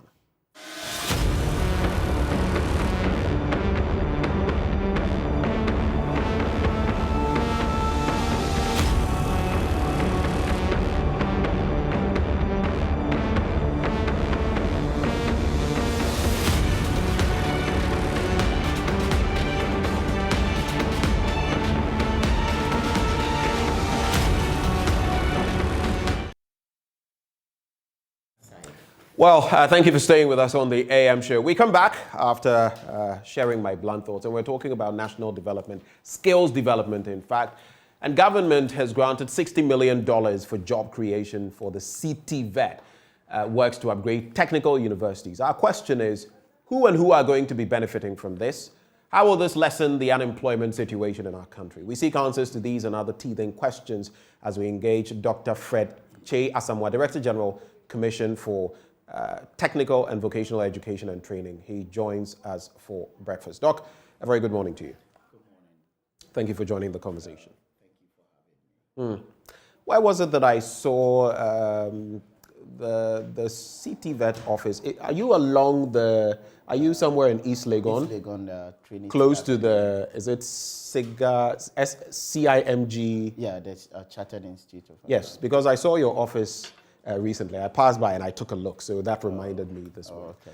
What would you say, Doc, is the state of technical vocational training in the country as of today? As of today, it has changed tremendously. Okay. The 5-year strategic plan, which was to start our TVET transformation agenda, has been fully implemented. Almost every part of it is supposed to end this year, 2022. And if you look at what has been done as far as the strategic plan is concerned, all the 5 policy objectives have been worked on, and I can confidently say that we've done not less than 80% of the strategic plan. Starting from governance and management of TVET, I think we've spoken about it and we have to keep repeating it. 2 bills that were sent to Parliament were approved, and we have now established the Commission for TVET to give more powers to the regulator for TVET, because you know we have different agencies that were sort of in charge of regulation of TVET, and it never happens in any of the developed countries, be it Germany, be it whatever country you want to talk about. They have a focus. There's one agency that looks at the national interest.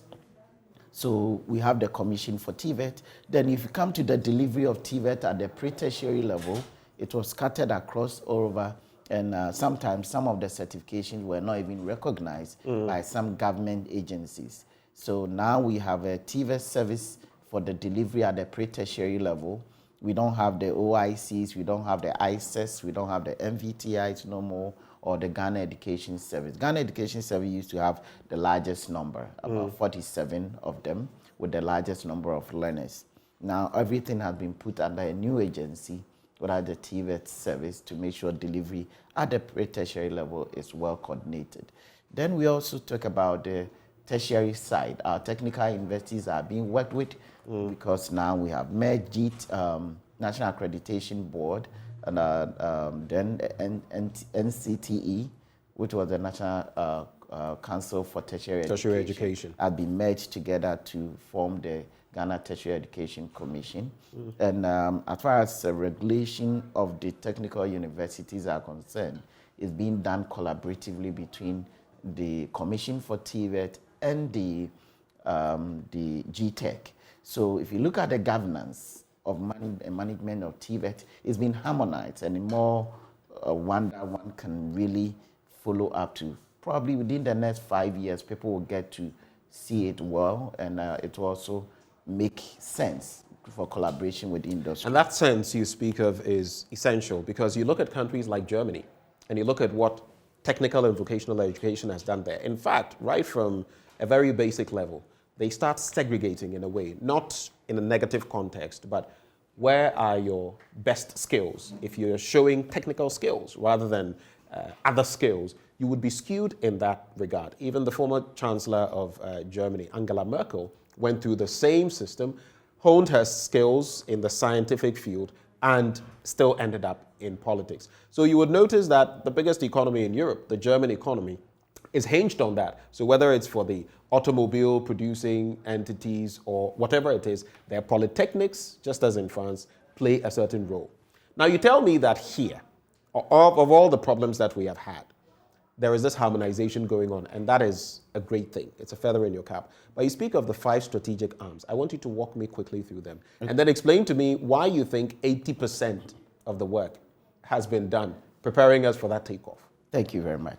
See, you talked about Germany, and the beauty is that yesterday we launched the first ever TVET report, Ghana TVET Report 2021. And this report, we worked with the German Federal Institute of TVET. That is the entity that deals with all the German TVET things that we are seeing. The fact that 70% of them are going through technical and vocational training dual system. Now, if you look at the TVET report, it enumerates most of the things that the 5-year strategic plan is supposed to do. 1, it dealt with governance and management of TVET. 2, it dealt with quality of our TVET system. 3, access, sustainable funding, and greening TVET. Just yesterday, you saw California announcing that by 2035, there's not going to be any gasoline run cars in California. That means that we have to start looking at green jobs. That's why it's one of them. They're going electric. Exactly. So now, if you look at the 5-year strategic plan, I talked about the governance and management, which has been done. Then if you look at quality of TVET, that means it has to be industry-driven because they determine the standards. Through that, we have set up the sector skill bodies that government is working on to make sure they can have more power, more leverage to be able to determine what happens in our TVET system. Then also, in terms of the quality of TVET, it has to be demand-driven, and it has to be standard-based, and it has to be industry-involved.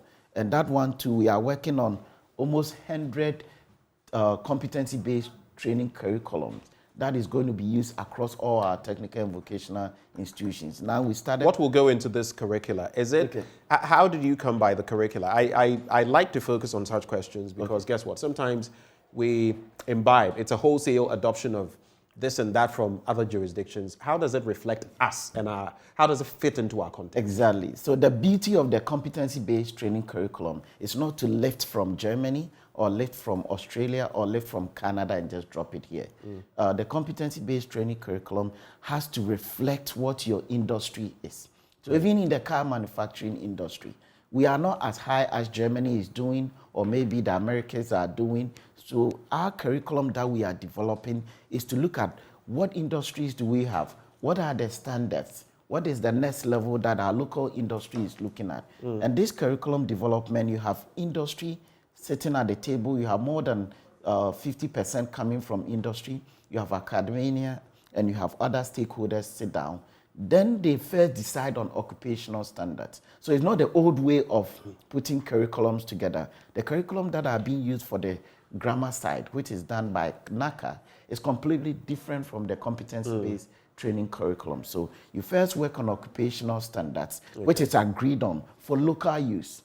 That's why if you look at the projects that we are working on, our government is saying no more bringing wholesale curriculums in. Let our local experts sit down and look at the economy so that we can gradually help them to the next level.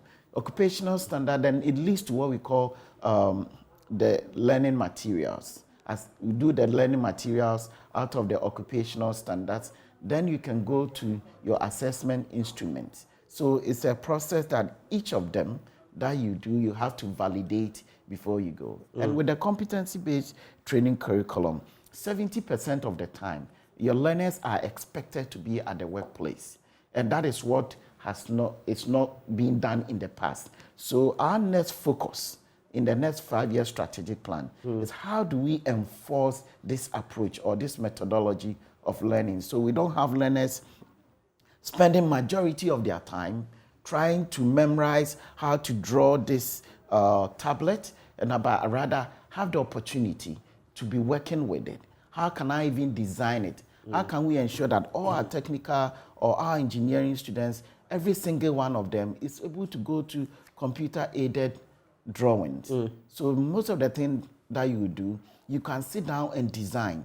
So you're looking at practicalizing this, moving away from the drawing board and actually putting some of this into practice. Because there are some students that have even finished building technology at our technical universities in the past that are staying at home and looking for jobs. Not even come down a bit, pardon the interjection. Recently I was seeing, I think it was a girls' school.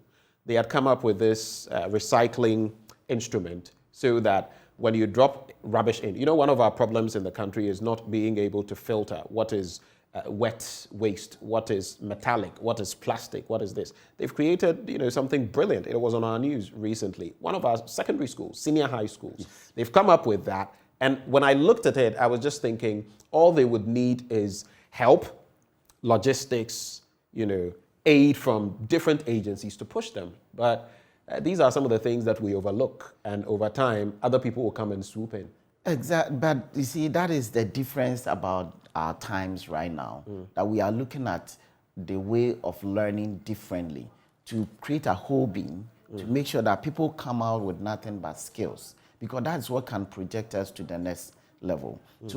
So in terms of our training, especially when we are looking at the TVET side, is to make sure that we can move everybody to the competency-based training curriculum. And with that one, like you said, there has to be logistics. There has to be consumables.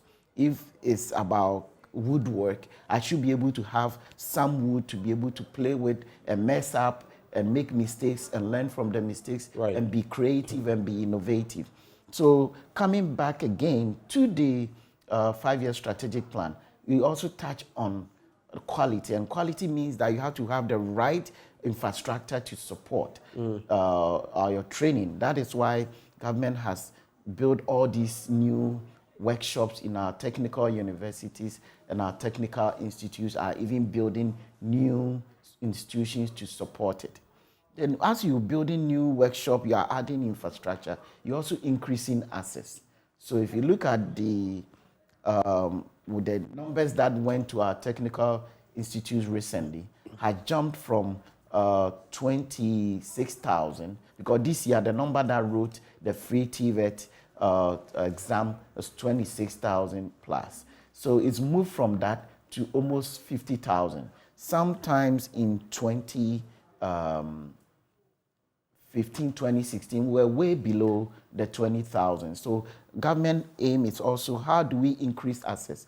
Because every workplace has more than 80% of technical and vocational skills for it to be successful. So we cannot have less than 10% of our learners being in TVET and 90% being in grammar school and expect that when they get to the industry, we can flip it. So you have to work it from the beginning. And that is one thing government is also doing to improve on access. Then you come to sustainable funding. If you look at the amount that you needs to train a TVET graduate, it costs you about 4 to 5 times. First, we used to say 3 to 4 times, but evidence is even showing that it's increased to 4 to 5 times. And if you look at the cost and the funds that we're devoting to TVET, it was way below. So now government has invested so much in infrastructure, almost 1 billion for the first time in our history in infrastructure. Is huge. Not only that, the free TVET that is being implemented right now, it means that more money is now When you say over 1 billion, you're talking 1 billion Ghana cedis? Dollars. Or dollars? Dollars. So if you convert to cedis, then you know how the numbers will Of course, the exchange rate will make it look gargantuan. No, not that bad. The basic... But that is the reality, I mean. Principle is that... but $1 billion, by the way, is a huge sum. It's a lot of money. It's the same sum we wanted to pump into the... what's the name of that dam up north? I'll get the name. The one we've been trying to construct for so many years now. Yes, it's a lot of money, and I think whether you like it or not, I think government needs to be applauded, because if you look across Africa, not many countries have been able to do. Quick question: these 1 billion, we're going to be talking about the 60 million that we're pumping into this enterprise. This 1 billion you speak of, what has it yielded for us as a country? Just walk us through what gains we have got very quickly on that. Okay, so we finished this infrastructure. Now, what does it do for us? We're talking about competency-based training curriculums. You cannot have these implemented if you don't have these workshops to go with. If you look at our technical institutes and our technical universities, and you go and see, I'm not sure if we have a footage of some of the CNC machines that we have put there. This is the engine of our industrialization. And I remember in 2018, we took some learners from here to Kenya to go and compete in the use of CNC milling and lathe machines. Unfortunately, in Ghana here, we did not have any institution that had the CNC machines. So our learners had to spend 3 weeks learning and to compete with the Kenyans. The beauty about what the Ghanaian learner did was that they were able to compete very well just with the 3 weeks learning. Now in Ghana here, we can boast of these machines not less than, if you have 23 institutions having them, that means not less than 46 of such CNC machines. But when you go to... So that is quite an increment. That's huge. And when you go to Kentucky, right, and you go to their community college at the center of Kentucky, you will realize that they have just one of these CNC machine in their community college. But you go to our technical universities here, and even Accra Technical, with the new campus at Mempeme Hwasem, you can see that we have about 3 or 4 of such machines. You go to Tema Technical Institute, the new Ashama. Is it the DTI you're speaking of? Not DTI. DTI just had one. The private institution just had one. But we have just brought one in. But you know why sometimes I don't like these kinds of comparisons, like you make in Kentucky. You've picked one community college, and you're using that as a reference. No. If we were to go to other places, it would be a different story. That is why sometimes I don't like these comparisons. Just to be fair. No, but I'm comparing because I just visited that institution. Right. And this institution is hugely supporting the car manufacturing companies in there. But if Ghana, at least if you compare, okay, comparatively, looking at the size of the economy of America and the size of America itself, which is a whole continent, sort of. And if you look at Ghana, okay, and we have such number of machines within the short time, then we have to be So we have made some great gains. And not only that, we did not just put them, we just completed these workshops, but we took the trainer of trainers to Cape Coast to give them between, we had to train 2 sets. Originally we were to train 1 set, but we had to double the number of sets that we are training so we can utilize these machines. Because if these machines alone are working very well and we have a lot of people trained on them, that is our industry right there that we are changing. Okay. Government thinking about bringing 3D machines. There are companies in the United States that use 3D machines to print parts of the product they produce. Right. And these are some of the giant strides that the investment is bringing. What we need to see is how do we make sure there's accountability. So now government has done its part. What we are expecting that the industry also has to add up to what government is doing. And we're also expecting our citizenry to also be accountable, because most of the time you get this in, and because people feel like everything has to be government all the time, we don't take advantage of them. China, in some years back, took people to the United States to go and learn, and they came back and they changed their lot. Most of these products that is being imported and exported here and there is coming from China. But China had to go and learn from the Americans, and it's vice versa. And we've seen how that has worked out. Quickly, where so will now these... government has done its part. We are appealing to our instructors, our learners, and the industry to also contribute, because all these funds is coming from government. Let's talk about exactly that, how they will contribute. Where will these people who have been trained, the 100, 200, and the trainer of trainers and others, where will they end up? They are going back to, because, you know, if you look at just the 23 at the AVIC project, which was about $190 million project, that looked at automobile workshop, the mechanical workshop, the civil workshop, the welding workshop, and the, so we have auto, mechanical, welding, civil, and electrical and electronics, yes. Okay, so we have to train this master trainer of trainers, and they have to go back to their training institutions that have those same workshops to be able to train more people and use it to train our learners too. In TVET, we don't have students and we don't have teachers. We have learners and we have instructors, so that we should be able to impart the skills onto them. So that is one thing that we're expecting, that within the next 5 or 10 years, if we as citizens are able to account for what government has given to us, we will make a lot of changes. And that is the crucial part, because there's a whole lot that goes in there, job creation and all of that, which we're looking forward to. But how, you spoke about 100 curricula earlier. Yeah, when you were talking that about we are working on now. How will these feed into 1D1F? What's the plan? Okay, so the ultimate aim is to look at the needs of our industry. You see, industries are scattered all over. We are working on a skill map, then also a skill gap analysis. So the skill gap analysis will be able to help us to identify the set of industries we have in the country and where are they located. Then, of course, we will always be able to tell the industry that this institution has this program and training. How do you collaborate with them?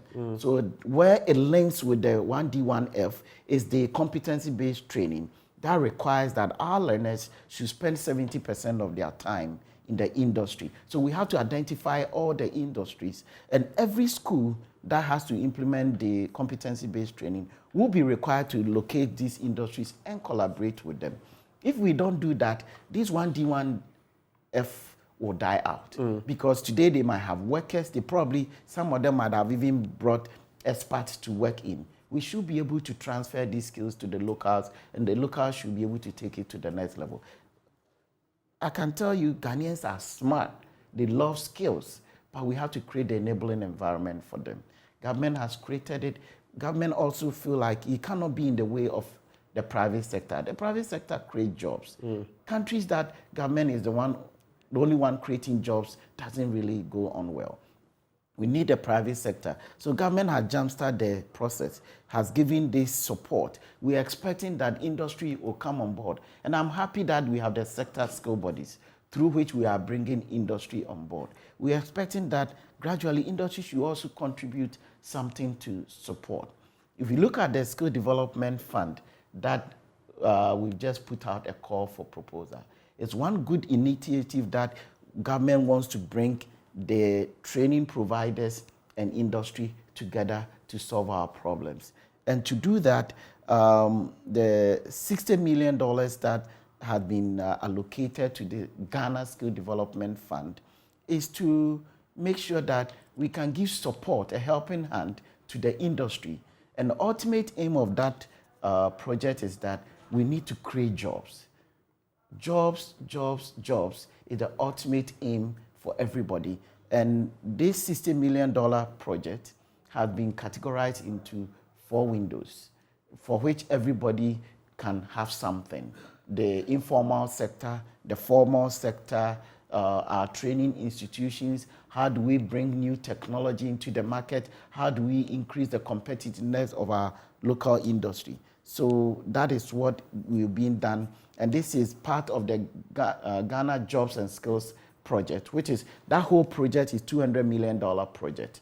And this has started, it's ongoing. We put out the first call for proposal, and we're expecting that all Ghanaians that have what it takes to be part of this challenge fund can apply to the Ghana Jobs, to the Ghana Skill Development Fund, which is being implemented under the Commission for TVET. We are going to have 5 sets of calls. So if you are not successful for the first call, you could get the second, third, fourth, all the way to the fifth. All the way to the fifth, because we are expecting that at the end of the entire course, at least a minimum of 700 enterprises within the country would have benefited from between an amount of, let me say, $10,000 all the way up to $250,000 per day window that one can apply. How many people? You're talking about 700 enterprises, which is huge across the country, I guess. Yes. But how many people are we targeting? Do we have a number in mind? Yes. So the objectives of the project is that we should have at least 42,000 direct jobs created from this $60 million Skill Development Fund project. That's what we are expecting. The entire project, which is the Jobs and Skills, is looking at 200,000 direct jobs and up to about 300,000 indirect jobs. But for the Skill Development Fund, we are looking at a minimum of 42,000 direct jobs created, and the indirect jobs will be countless. We are also expecting that at the end of the Skill Development Fund, we can come out, our local industries can come out with some kind of technologies, some kind of new products or services that can also improve our economy, so that we can have more new things learned, more new things brought on the market. And so for this one, there's a whole process that one has to go through, which we call the grant cycle. Okay. This is not a loan. This is a grant that a challenge one that you have to be competitive.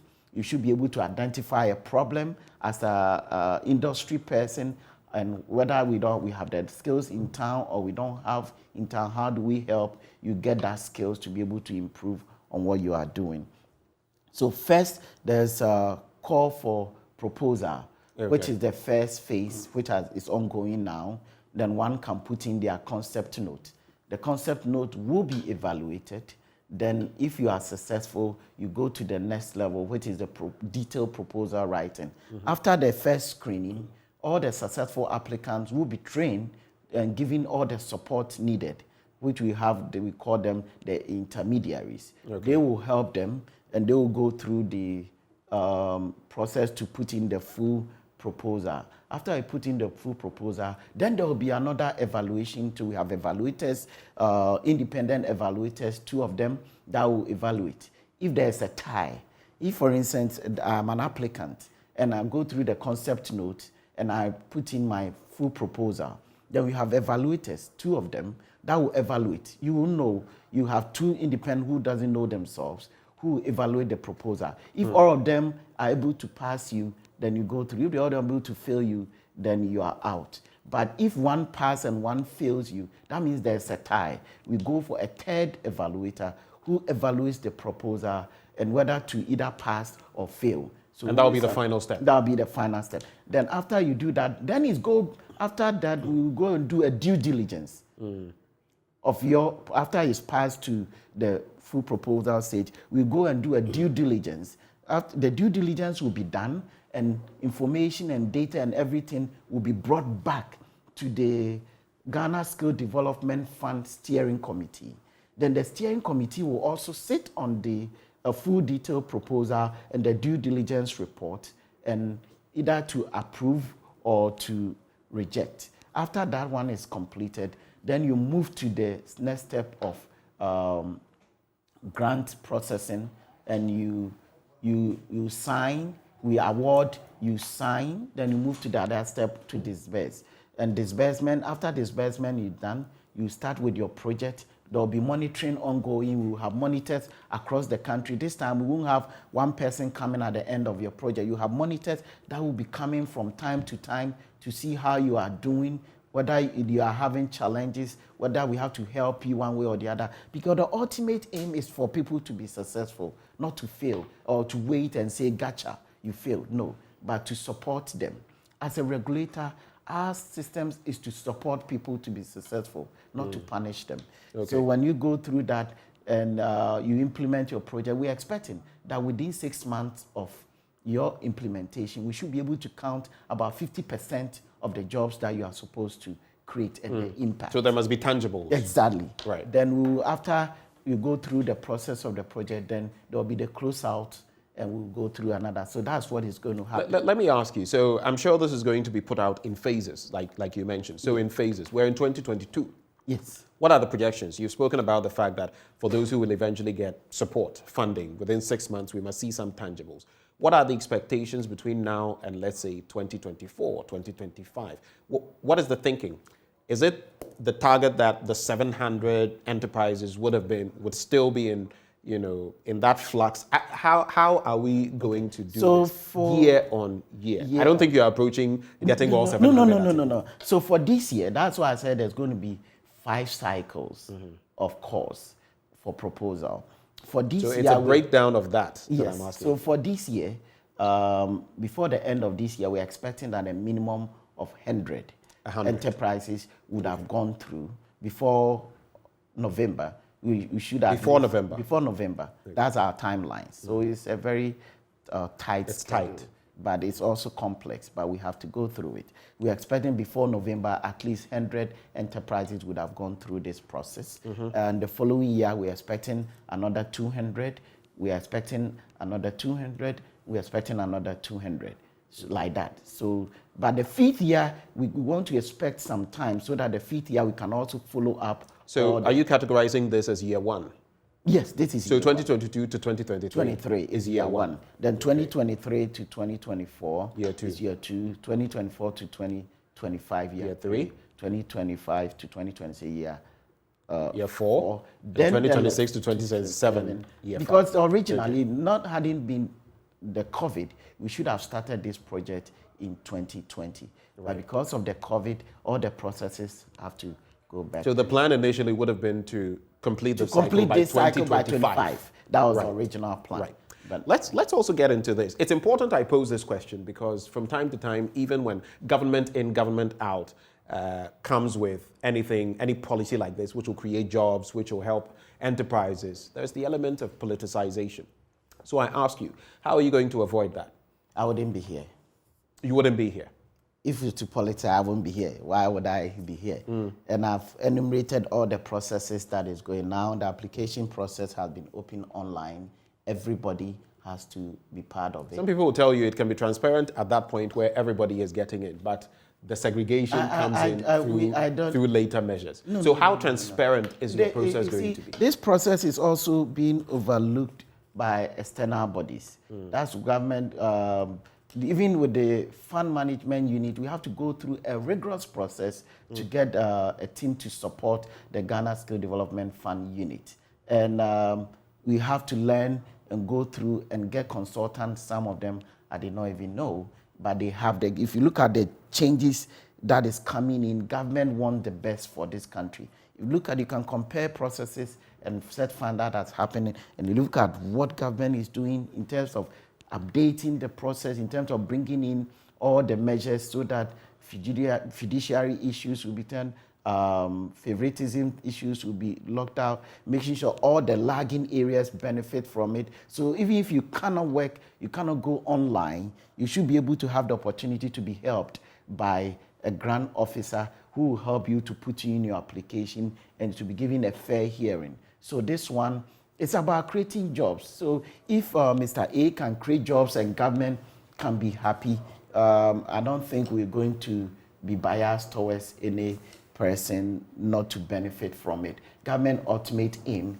is about creativity, is about innovation, is about creation of jobs and an improved economy. All right. So that the citizenry will be employed. Let's also look at this. It's going to be tricky for you, but in these times, we know that in this year, at the first quarter of the year, about 3,000 of our nurses had left, okay? And we see that brain drain is actively happening. I have friends in the medical space, nurses, doctors, who have left this country. I can count them. But how are you going to prevent that, avoid that, as we are investing in our citizenry in the hope that they will use these skills to better develop our vocational, technical landscape? What measures are you putting in place to ensure that they don't just acquire these skills and in the shortest possible time, they are using those skills elsewhere, not contributing to our state? How are you going to do that? Train more. Train more. Train as much as you can. We have other people that are coming from their countries to help us, isn't it? We have experts that come in here to help develop our economy. So we as a country, for me, I believe that government's ultimate aim is to make everybody have skills. Skills should be aspirational. If you can train as many people, you can train even though some of them would leave, you will have enough to support your system. But if you don't have people with the requisite skills, that's why we are talking right now. There are some skills that are in short supply. So if we can train more, the local industries will have enough to support. Then they can improve on what they are doing. Economy will be improved. People will love to stay here. Why do people travel? The people travel to have a better life. So if we can train more people and we can get people to understand that not everybody has to wear a tie. Not everybody has to sit in an air-conditioned office. If I'm a building technologist, I should be in the field to be helping change things so that the quality of our construction can improve. So we don't have people from our neighboring countries coming to take the jobs. We always think that Chinese and other people are taking out. No, but even the local, if somebody is from our neighboring country, let's say Togo, Cote d'Ivoire, Burkina Faso, come to work in our construction industry and they make money, where do they take it to? They take it out of country, isn't it? So we have to train more. So the ultimate aim, in my opinion, is to keep training more. And I can bet you, even when they go, some of them will go and improve on their skills and come back. I was trained here. That is the hope. And I went to live out of country for over some years. But I'm back to help the country. It's good. It's interesting how you say over some years. Some also go and never come back. I'm telling you, they will come back. They only come back 7 in a casket. Which is not good, but as government's ultimate aim is train enough people. Let people have skills, skills that our local industry needs. You see, the next 5-year strategic plan, what government did for the first 5 is look at our problem. We didn't think so high and think that we are buildings in the sky. But we needed to look at the basic problems that we need to fix. And the next one is also going to look at our local industry, go into depth. How do we move them to the next level? Because we need to find out how best we can fix these governance issues, these basic infrastructure issues. Then the next step is how do we strongly bring the industry, that the local industry can move to the next level after it's sitting here. So we have no excuse as a country not to develop the skills that are in. And that's a crucial point you make about the after. But right before we get to the launch of this Made in Ghana TVET report, let's also talk about the $60 million and sustainability. Earlier you were talking about sustainability of funding and all of that. Now we have $60 million available to us. Moving forward. That's a seed fund. Yes. Will the $60 million suffice for the entirety of the program? How are we going to secure further funding moving forward? Okay. So one of the objectives of the Ghana Skill Development Fund Committee is not only to disburse funds, but also to reach out to the industry for them to support. If you look at countries like India, government put in the seed fund, and subsequently the industry is contributing. And the industry is contributing more than 50%. They have more than 50% stake in it. All that government is doing, who are the off-takers? It's the private sector that can benefit from it. So now we have the goodwill from government, 60 million, to be spent over the next 5 years. If you look at the Education Regulatory Bodies Act, government has set in there the Skill Development Fund Committee and is moving on to see how best we can entrench it in the system so we can have contribution from the industry. It's the appeal to industry is that it's not sustainable. Government cannot be the only one that is always paying. We also have to have the industry contributing to it. So already the committee is going out to see how best we can get a matching fund for this. But always, you have to create the enabling environment. Government jumpstarts it, but it can always be sustained by the private sector. And that is some of the things that we are working on to achieve. Let's look at the launch, which is due for Monday, is it? We did it yesterday. Yesterday, actually. The TVET report launch. Yes. You see, for everything... And just to clarify, though, pardon my interjection, so the $60 million is coming from the World Bank, right? Yes, World Bank. Sourced from the World Bank? Sourced from the World Bank. Okay. What was it, a loan? A yeah, grant? It's a loan, it's not a grant. It's a loan? Yes. Okay. So let's talk about the launch. So it's Ghana's money, okay? It's Ghana's money. It's not being given for free. So it's government's money to its people to improve on their productivity. And let's talk about the upgrade of technical universities. How does all of this feed into it? It's something you've already touched on, but how is it going to technically apply so that our technical universities, over time we've moved from the polytechnic situation. We still have some of them. We're branding some of them, repositioning them as technical universities and all of that. What is the plan in that respect? So what government had to do is to see how best we can refocus on their mandate and so that we can have specialization from our technical universities and for them to respond to the needs of industry. Technical universities are basically applied universities that are supposed to pick local problems of the industry and help them solve it so we can create more jobs and create more support for the society. So now we have upgraded the technical universities. They also have the opportunity to even apply in collaboration with the private sector to this fund so that they can support that. Then we're also making sure that their teaching will be more applied. So the competency-based approach whereby our learners in our technical university will not spend all the time just reading books, but also being out there to get themselves dirty, being in IT or being in construction or being manufacturing or whatever, because government is giving them support. It's not all the time that government can give them money to buy the consumables they need. their collaboration with industry, making their institution productive to be able to get some funds also will make it sustainable. So their thinking in the technical universities is different. I'm excited that I have a good relationship with all the vice chancellors of our technical universities, and we believe that if we should focus on the way we are going, things will be different probably in the next 5-10 years. In education, most of the interventions, you don't get to see it a year on, but it takes some time. It takes some time. It's progressive. To see that. But if you look at what government has done in the past 5 years, it needed a lot of guts. It needed a lot of political will to move agencies from ministries to one ministry. Sometimes you have that takes a lot. Your own government fighting against your own cabinet sometimes, but you have a president obviously who took the bold decision and said that, look, I'm doing this. I know when India wanted to do it, they fought. India did the same.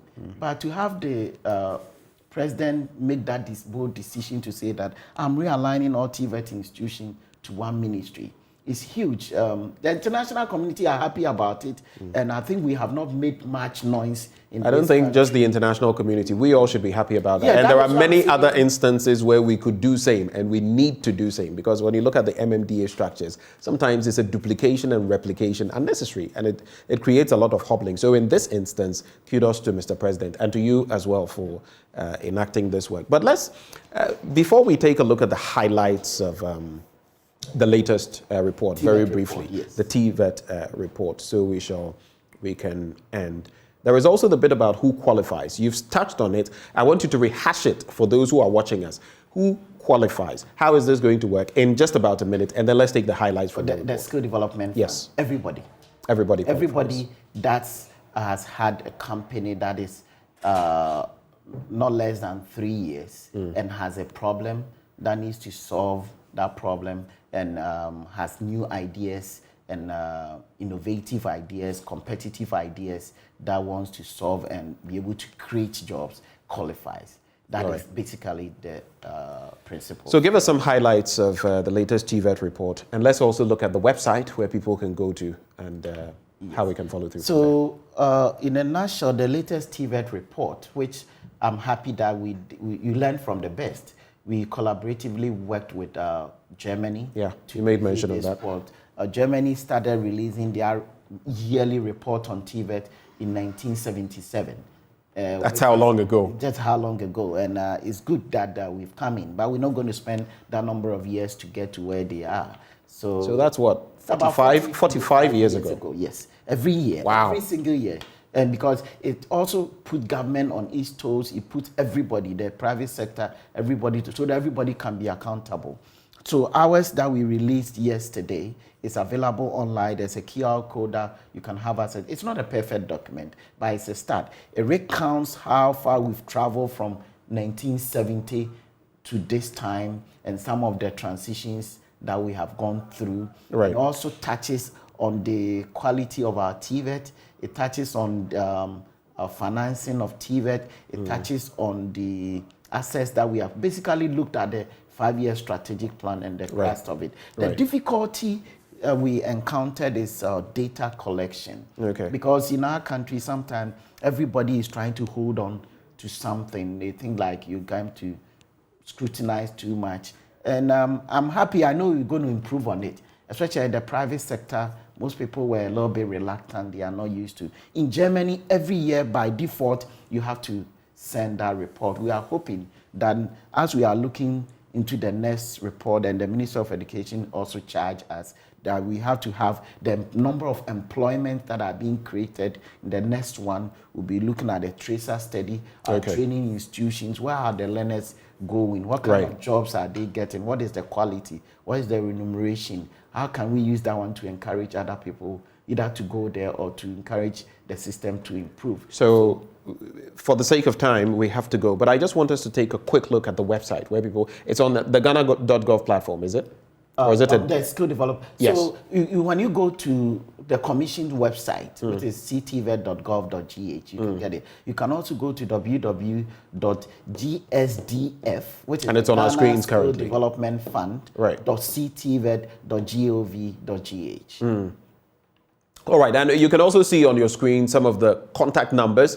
In case you want to make any inquiries, you can call those numbers showing on your screen and get the relevant information. And as you can see it there as well, gsdf.ctvet.gov, that is .gov.gh.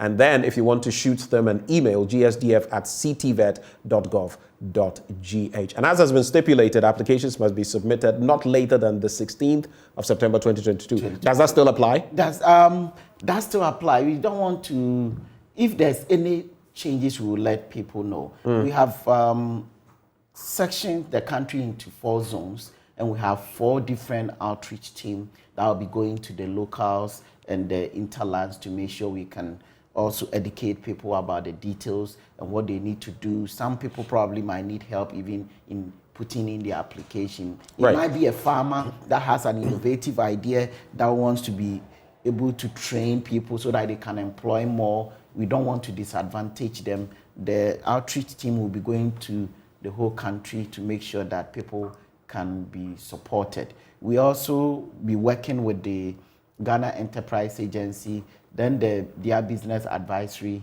centers to make sure that there's this support for everybody. So everybody is have the opportunity to apply. Okay.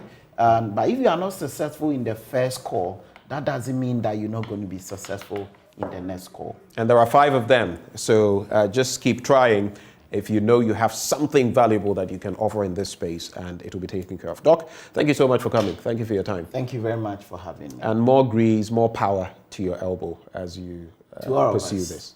Yeah. Thank you. Especially to you at the helm of this. And that is Dr. Fred Che Asamoah, Director General, Commission for Technical and Vocational Education. It's been an interesting one. Well, coming up, there's a whole lot more. We'll be talking about the Habitat Fair and more. Do stay with us.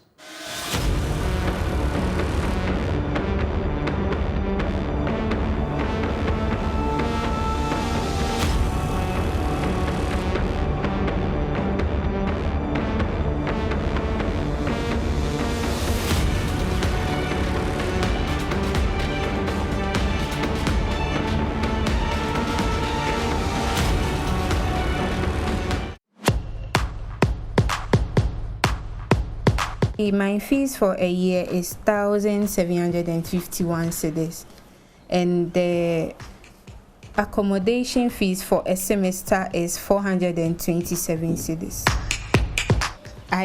Purchasing is not allowed. You can't even purchase a front end. Yes, so definitely I would have to come from the house. I decided to maybe work, and then if he is even taking care of the younger ones, I, as a senior girl or something, will just use this one to support myself in school, since I won't be getting much from him.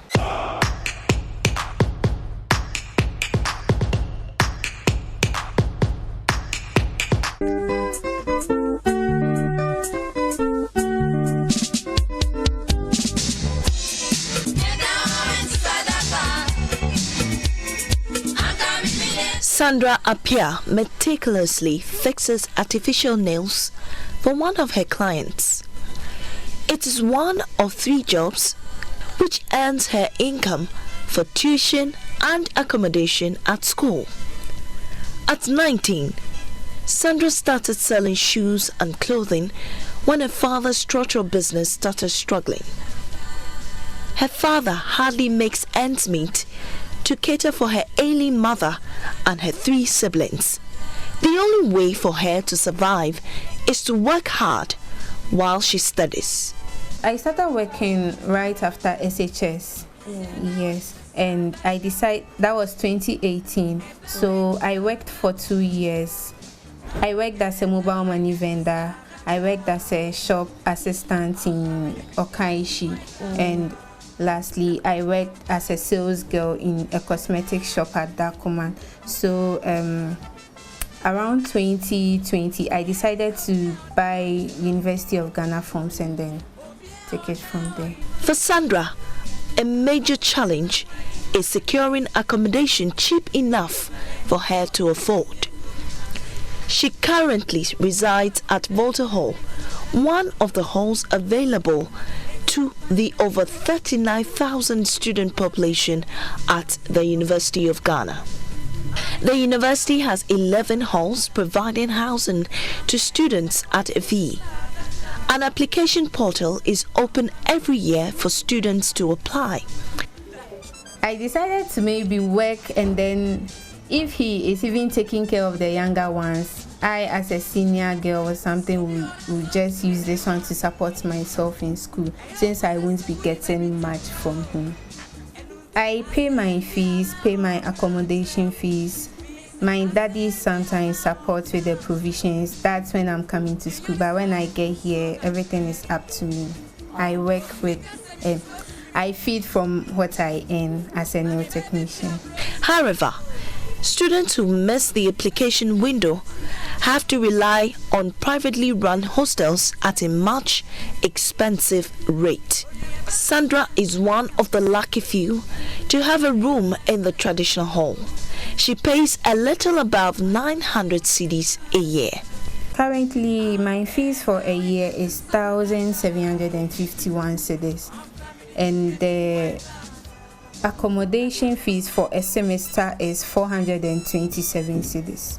Okay, sometimes in a day I can say maybe I would get 150 or 200, and I cannot save all that 150 or 200 and be like I'm using that to pay my fees. At least I'll go to the market at the end of the week. So out of that 150, okay, let me say 200 cedis, I will save 50 cedis and then keep 50 cedis to myself. That's what I'll be feeding on, maybe buy some books, some stuffs and all that, and the remaining 100 cedis I'll put it aside, and sometimes too I've been sending my mom money. But for off-campus hostels, students spend as much as 6,000 cedis a year for a room. The least one can spend is 2,000 cedis. Sandra tells me she cannot afford it if she loses her room at the Volta Hall.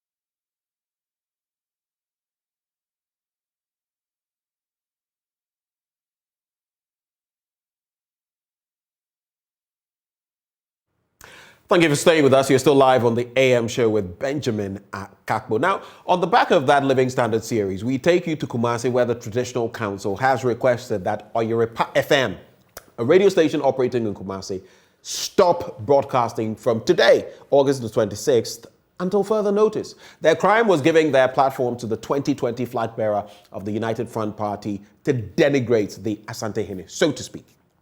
Now, he accused, that is Odike, accused the chiefs of aiding in Galamsey since they had looked on unconcerned while our forests and water bodies were being destroyed. But guess what?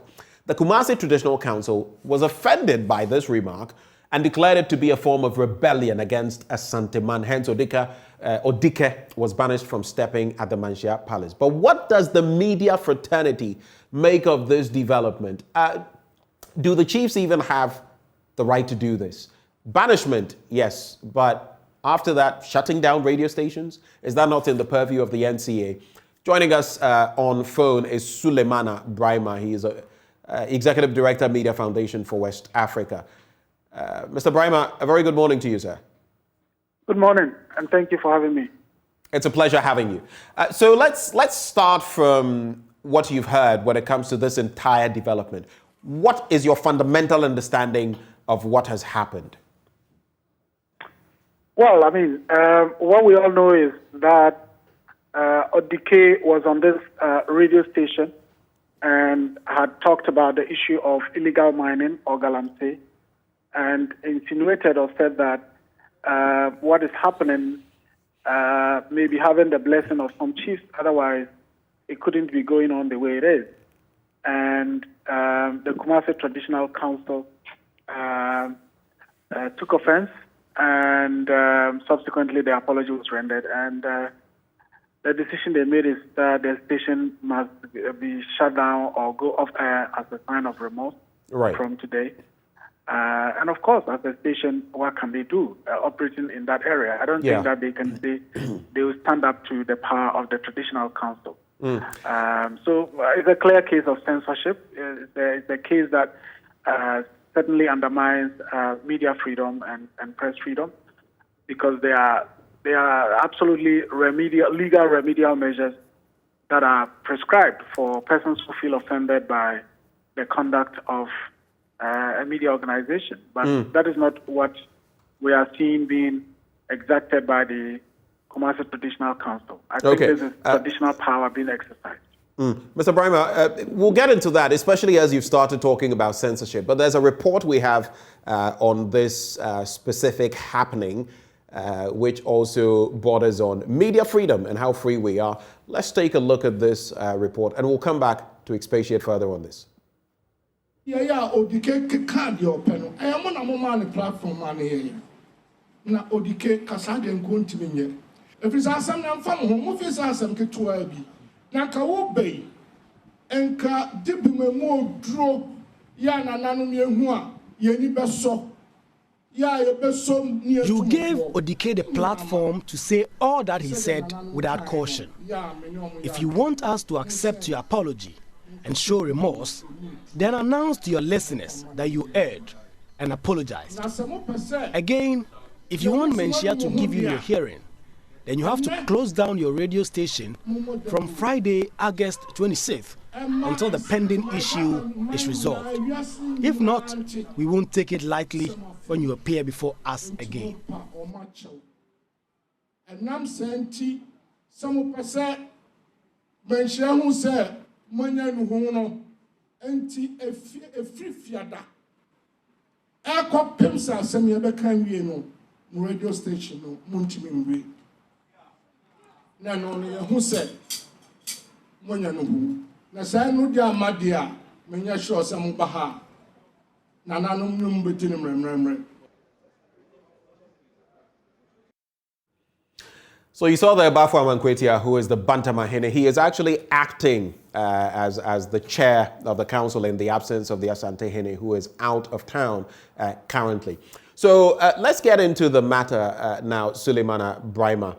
From the standpoint of the chiefs taking this decision in the first place, what do you think? Do they have the right to do this? You're talking about censorship. Legally speaking, should they be doing this?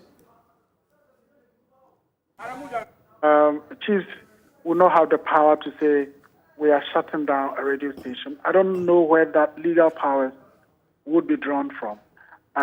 So certainly, as I said, it is an exercise of traditional power, knowing very well that with that fiat issued, the radio station cannot dare say, well, we will go ahead in defiance of what has been said, because the consequences could be dire in terms of physical violence, potential physical violence that may be visited on them. And so I don't know where the legal powers for that would be. But for me, it's a very, very worrying development, because we all know that we revere Asante-Hene, we revere Otumfuo, we revere Menchia. And we do so not because Menchia or Otumfuo commands the most strongest army in Ghana or has the strongest men in Ghana who can on his instruction, visit violence or do something to people. I think that the reverence that we have for Otumfuo and the fact that we hold him in high esteem and Menchia Palace in high esteem is because of how dignifying he's held the chieftaincy institution and his contributions using his position. to the development of this country, to the peace and stability of this country. That is really why we all hold Otumfuo in high esteem. And I don't think it is acts of this nature, which is about exerting traditional power against, institutions that are operating in that particular jurisdiction, that would further consolidate or amplify the powers that the traditional council has. If anything at all, I believe acts like this would undermine the authority, the respect, and the dignity that, Menchia Palace and Otumfuo has. And so it's a worrying development also because not too long ago we heard about Radio Ada, the traditional authority there, saying that the station should not cover the annual festival. Previously there was an incident in the Nzima area where a chief also said he was offended by what had been said on the radio station and certain decisions were made. If we are not careful, Joy FM will be broadcasting and say something about the Ga Manche or the Ga Traditional Council, and then there is a fair. Joy FM or JoyNews must shut down because youth can easily be deployed to attack. Something happens in Yendi, the Yana or his chiefs are unhappy about it, then they issue a fair that this station must shut down. I don't think we can build a democratic society like that. And for me, that is why it is deeply worrying that the chiefs would, issue that fiat that was issued yesterday. And so moving forward, what would you suggest? Because like you've mentioned, it has happened time and again, and the Asanteman Council has also adopted this decision. What does that mean for Oyeripa FM? They're going to start losing revenue. Of course, maybe they'll lose some listeners and all of that, all on the basis of this attack, so to speak, on Asanteman. First of all, the chiefs, from what we've seen, per the law, do not have the right to do this. Should the NCA be stepping in? Well, I don't think that the NCA has any mandate within in this context. If anything at all, it is the National Media Commission that has the constitutional mandate to ensure there is freedom of the media that must be acting. But having said that, we need to establish the fact that the impact of what the decision that was made by the Kumasi Traditional Council goes beyond Oyeripa FM. It's actually something that can impact on several radio stations in the Ashanti region and beyond. Because the message that is being sent is that, look, if you are a radio station, you dare not criticize any action of a chief, or you dare not provide a platform for somebody to come on and criticize the activities of chiefs.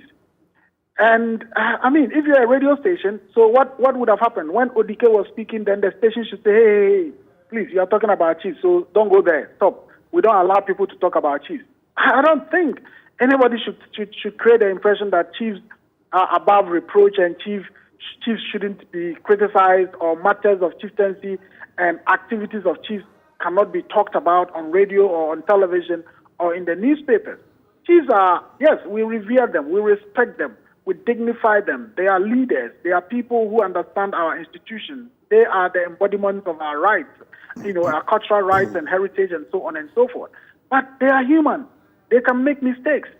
And remember, only last year, Otumfuo, talked about the involvement or the alleged involvement of chiefs in his jurisdiction in these Galamsey activities, and warned that if investigations, establishes that any chief was indeed involved in Galamsey activities tacitly or in any way, he wouldn't hesitate in exacting the most heaviest sanctions against those people.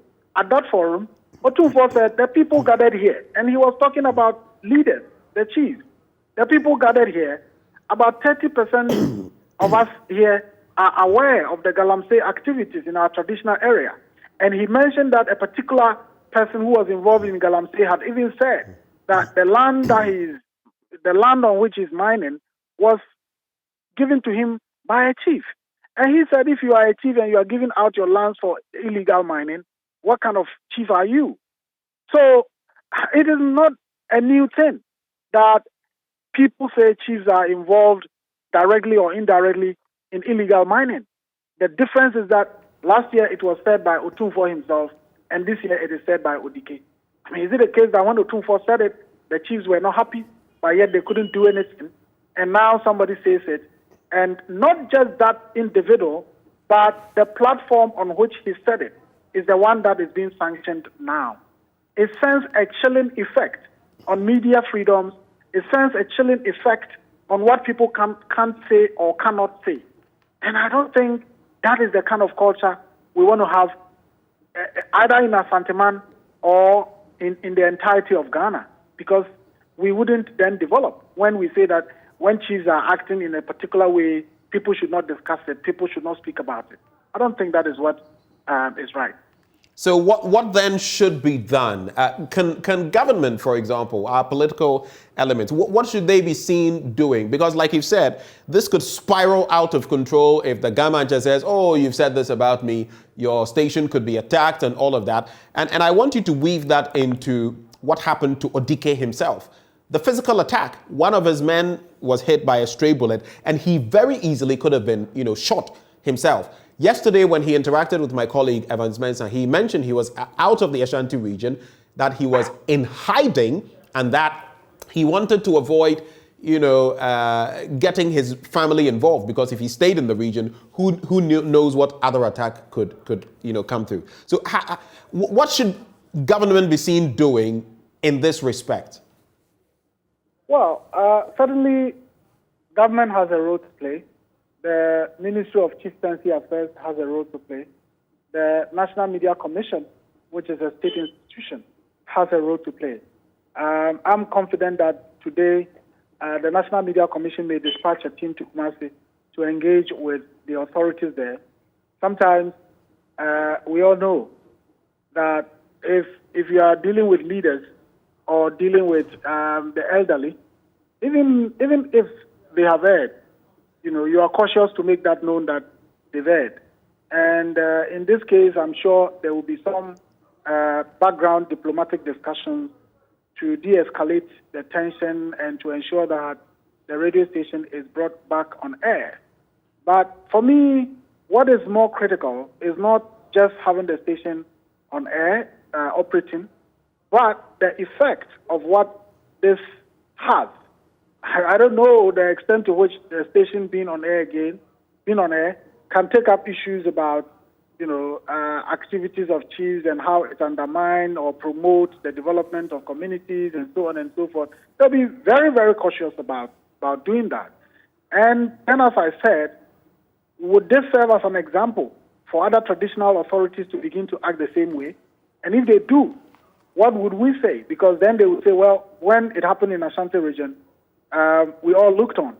Is it because it involves the Otumfuo, or because it involved Asante-Man or the Kumasi Traditional Council, and now it is this other traditional council that you think we are weak, and therefore you want to, take us to task? I think what is important is, post this incident, the national conversation that we all need to have about media freedom, and of course, media, the responsibility of the media, and the fact that media have to be professional and all of that, but also to emphasize the fact that there are legal provisions for seeking remedy to anything that the media does or do that is deemed offensive. A rejoinder, the National Media Commission can petition, go into court, and in fact, in the case of Menchia, for example, the management of the station went to Menchia to apologize. I don't know the full facts, but the reality is, as I've said, if your father says you've heard, who are you to say your father should apologize to you or your father should go to hell? So in that case, yes, if Menchia is unhappy, the station certainly would go and say, okay, we are sorry for what happened. But to extend it beyond that and say that the apology to have been in a certain way, in a certain manner that will appease the traditional authorities, and therefore the station must be shut down from today as a sign of remorse. I think it's an that's asserting the traditional power, maybe to to an extent that is quite not right. Let me ask you this. One person who can definitely speak on this matter and, shake something, ruffle some feathers is Mr. President. He has cast himself as a doyen when it comes to human rights and media freedom as well. Would you like to hear from Nana Addo Dankwa Akufo-Addo on this development and maybe to give some clarity to the matter moving forward? Ben, what has happened is a very dicey matter. Yes, some people may have overstepped their boundaries. Some people may have acted illegally. Maybe a radio station may have acted unprofessionally, if that is what it is. But we need to handle it quite carefully because you don't want to also do anything that would undermine the authority of Nananum so that people would feel, in the media you can say anything or you can do anything. That is very, very important. And to that extent, I don't think that it would be right for us to say, look, we want to hear the president condemn what the Kumasi Traditional Council has done or condemn what the radio station has done to appease Nananum. I think, if anything at all, yes, the president can get involved, but that wouldn't be in an overt way. I'm sure the president has lines of communications with, literally everyone who is important in this country, including Otumfuo himself. And so there could be some behind-the-scenes conversations. But what is important is to get to the point where we don't create the impression that if you're a radio station operating in the Ashanti region, even if you see a chief doing the wrong thing, you cannot discuss it on your radio station because chiefs in the Ashanti region are above reproach or are above criticism. I think Otumfuo himself needs that. Otumfuo needs a situation where radio stations in the region take on chiefs whose conduct and activities undermine the development of Asanteman and undermine the development of the country at large. I think Otumfuo needs that. And I think the Mention needs that. The Kumasi Traditional Council needs that. The Ashanti Kingdom needs that. And so, post this, I'm sure it will be good if the chiefs themselves come out to say, look, we are not saying that if you're a radio station in the Ashanti region, you cannot do your work and do it robustly. We all are citizens of Ghana in the first place, and we are subject to being held accountable by the media as the Constitution provides. All we ask for is for you to do your work in a professional way so that it doesn't send that censorship effect or chilling effect on the media in the region. Suleimana, just to wrap the conversation, give me this in 30 seconds because it's a crucial angle to it as well. How about the media as well? The professionalism, the fairness, and all of that. How do we also deal with this situation to ensure that we are not unfair to other parties in our carrying out our work? No, certainly. I mean, I have always said, and I will repeat, that the most potent threat to press freedom is unprofessional conduct. Because if you are unprofessional, you don't expect people to support you. And when people don't support you, there's certainly no way that you can have your freedom. Yes, the freedom may be guaranteed in the Constitution, but it is human action that makes it effective. And so media professionalism is so cardinal to the whole question about press freedom and the media's role for development. When we say the media, contributes to development, it is not through unprofessional conduct. It can only be through professional conduct.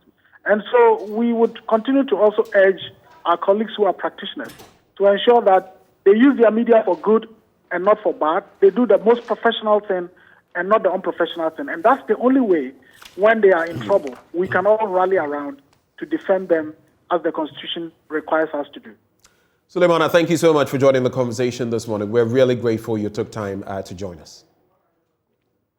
And that is Suleimana Brahima, Executive Director, Media Foundation for West Africa. It's time to take our own destiny into our hands as a country. We need to come together to help our farmers to buy the fertilizer they need. Otherwise, we risk a food shortage soon in the country.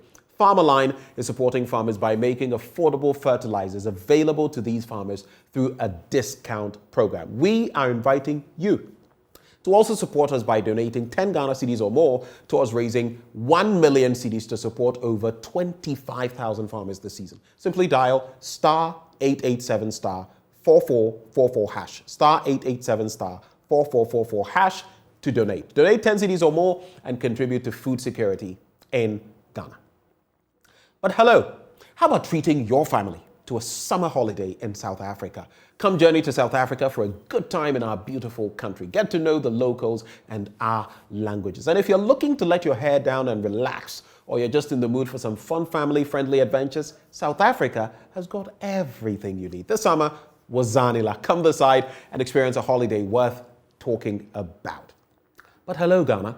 Happy moment is here. Now. Let's storm World Cup Qatar 2022 with Storm Energy Drink, Puma Soft Drinks, and Awake Drinking Water from Casapreco Company Limited. All you have to do, buy your favorite Storm Energy Drink, Puma Soft Drinks, and Awake Drinking Water, text the 4-digit unique number on the neck of the bottle to short code *780#, choose option 2, and follow the prompts on all networks for free.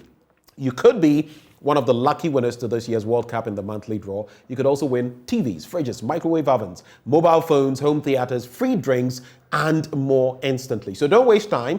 Grab a bottle of Storm Energy Drink, Puma Soft Drinks, Awake Drinking Water, and let's storm Qatar this World Cup. This promotion is on the NLA Caritas platform, and this advert is FDA approved. Terms and conditions do apply. We'll be right back after the break.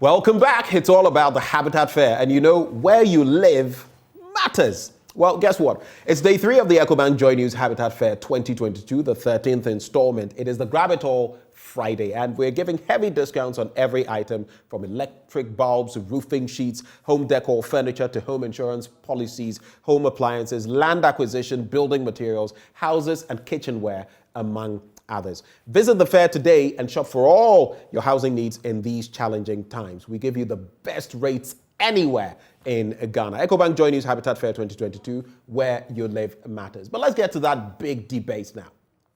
Given an amount of 800,000 Ghana cedis, would you build or buy a standard 3-bedroom house close to town or an executive 5-bedroom house far from the city center? Well, helping us answer that question, Maxwell Agbagba, who is live from the Accra International Conference Center.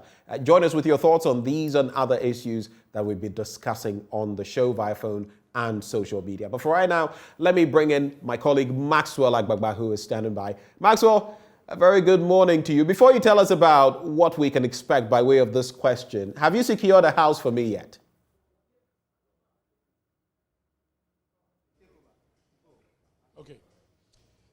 This is an assembly and a congregation of leading experts in the housing industry, and welcome you to the Accra International Conference Center, where the EcoBank JoyNews Habitat Fair has been taking place on the theme Home Ownership, Where You Live Matters. Like you can see behind me, we have 100 stalls here, 100 different exhibitors, in the housing sector. All of them assembled here at the foyer of the Accra International Conference Center. So like I always say, when you get up from bed, you can just drive here straight, even without eating, because we have a food court right outside here. So when you come here, grab some food, eat, and then walk into the foyer of the AICC. And then you have all of these at your disposal. You can ask any questions you want to ask, take numbers, make contacts with leading experts, in the housing industry. Plus, you can also win some amazing prizes from here at the AICC. But we're going to have a conversation. I've gathered some of the experts here, and we're going to have a conversation. Maybe you want to call it a debate. I don't know if you want to call it a debate. No, I don't think so. I think it's just a conversation about our thoughts about the whole thing. Okay. So a conversation, of thoughts here at the AICC. So the question we are asking is, given 800,000 Ghana cedis, would you build a 3-bedroom standard home very close to the city center, or would you build a 5-bedroom executive, structure far away from the city center? So again, given 800,000 Ghana cedis, would you build a 3-bedroom house here, standard bedroom house, very close to the city center, or would you build a 5-bedroom executive, home outside the city center? And I have my two friends here to do this with me. Another friend from Sukasa Properties would also be joining the conversation. But let's know who we have. Yes. What's your name? I'm John Inso. Okay, John. You are your designation? I'm the marketing rep for Accra, King's Group of Companies. King's Group of Companies. Yes. Okay. Then. Hi, my name is Evelyn Foko, Head of Sales for Quality Insurance Company. Okay, great. So I'm going to start with Quality Insurance. Let me find out from you. Well, first of all, what are your impressions of our question? 800,000 Ghana cedis. Would you build a 3-bedroom house very close to the city center, or a 5-bedroom executive, structure outside the city center? Okay, I think I'll build a 3-bedroom in the city center. Okay. Yes, because I live out of town and the journey is hell. It takes me about 3 hours to get to work every day on a normal day. So I've always lived out of town. It's fun, I like it. But the whole idea of having to travel every day is a whole lot for me. So if I have to live in town, I think I'll buy or build a house in town. And also because, let's say, if I get more money and I build out of town, I can easily rent this one or sell it for a much higher price as compared to if I live out of town. Yeah. So I'm just looking at proximity and also the commercial aspect of it. Because living in town, if you have a home in town and you want to rent one day or sell it one day, my dear, the money you get from it will be more than 800,000, double that. So why not? Interesting. John, Yes. what would you do? Well, I would consider certain factors. Yes. One, you look at the facilities available in the rural area or out of town. Okay. You look at the facility available there, and then you compare that to what you have in the urban area. Because if what you have out there is not much in the urban area, definitely I'll go for the 3-bedroom in the urban area. Okay. But if still I have facilities like the transportation system and then hospital in the rural area or far out of town, I would rather go in for that. Because when you are living out of town, there is a little bit less pressure as compared to what you have in the cities.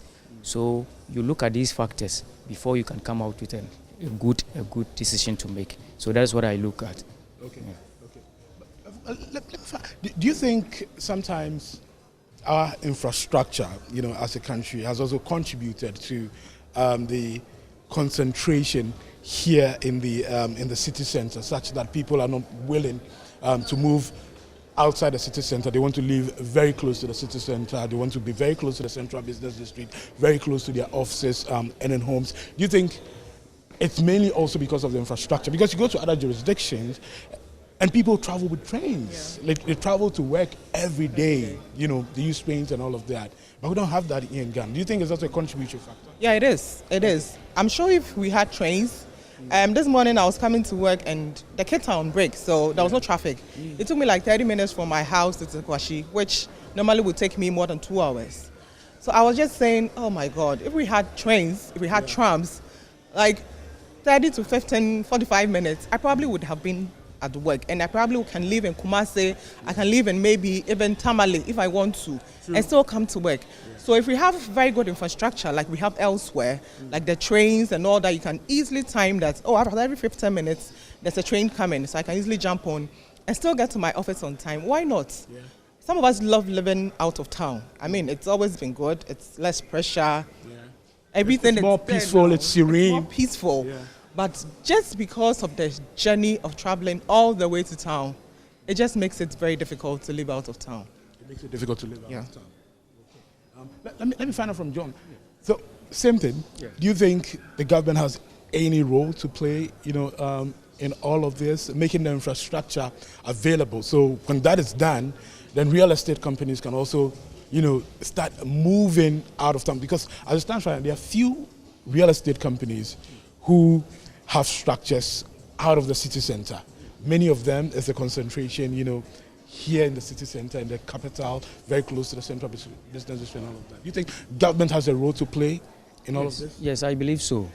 You see, there must be a conscious effort of the government to put a curb in this rural-urban migration stuff. Okay. So when the government concentrates on developing or putting facilities on these rural areas, it will stop people from migrating to the cities, trying to settle in the city because of their businesses. So when you have those facilities there, businesses will start to spring up there. These companies would also want to put up their buildings there so that they would have people live in the rural areas rather than migrating to the city and making the city very choked. So I believe that there should be a conscious effort of the government to put these facilities in place. I've seen that there are one or two things going on, yes, but I don't think it's enough. I think much effort needs to be put into it so that it will curb the menace of rural-urban migration, so that we would have a city whereby you don't have to come to the city in order to make life. You can be in the rural area and still make your life. You can be in the rural area and still set up your business, go about your duties everywhere. Yes, so I believe it's in the right order if the government looks at putting these facilities in the urban area. Okay, I think it's a good time to invite my friend from Sukasa Properties. Let's find out from, because they have, come closer.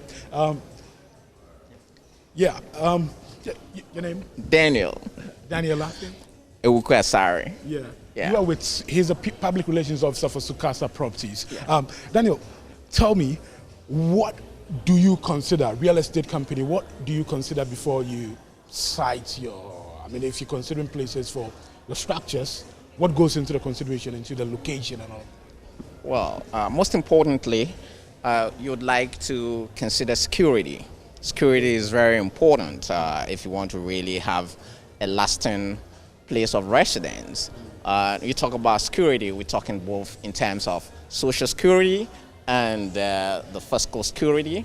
You look at amenities available.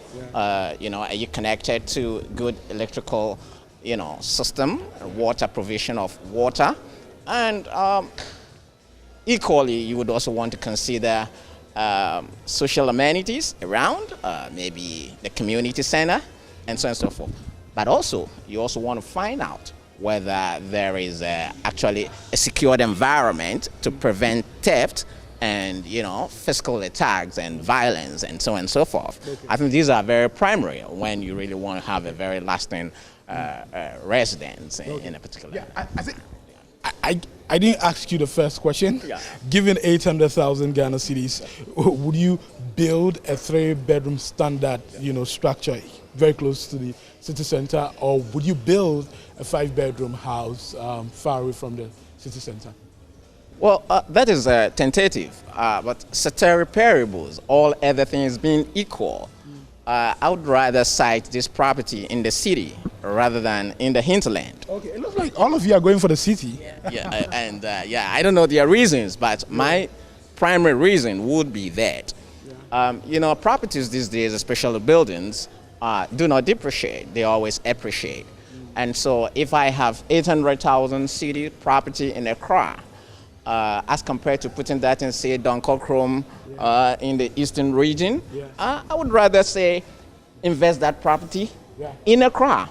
And then within, say, couple of years or more, I can reap the dividend from that property and then go back to Donkorkrom or, say, any other outskirt community and raise another property over there. So that within a span of, say, an appreciable period of, say, 5 years, I would have 2 convenient properties within the city. So when I come to the city, I'm the city man. When I go to the village, I'm still the big man in the village. You know what I'm saying? Yeah. Rather than, say, invest the 800,000 cedis in the village, and then I probably can't make any income out of that over a period of 10 years, whilst that money could have profitably been invested in the city. Sure. So I would, reasonably look at it from that way. I think I'm sure a lot of us do forget, maybe when we're calculating, what expenses even for living outside the city center, because sometimes we don't even consider the mode of transportation. We do not even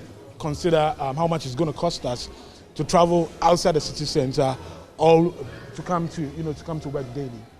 I think that also is the case. Yeah, it's very true. And even in insurance, I mean, depending on where you live, it determines what you pay, because location is very important in insurance. And let's say, for instance, you live in the outskirts of Accra, where the lighting is not good, security is not too good. I mean, in terms of the variables in insurance, you probably will pay more because, we see more of burglary than any other thing.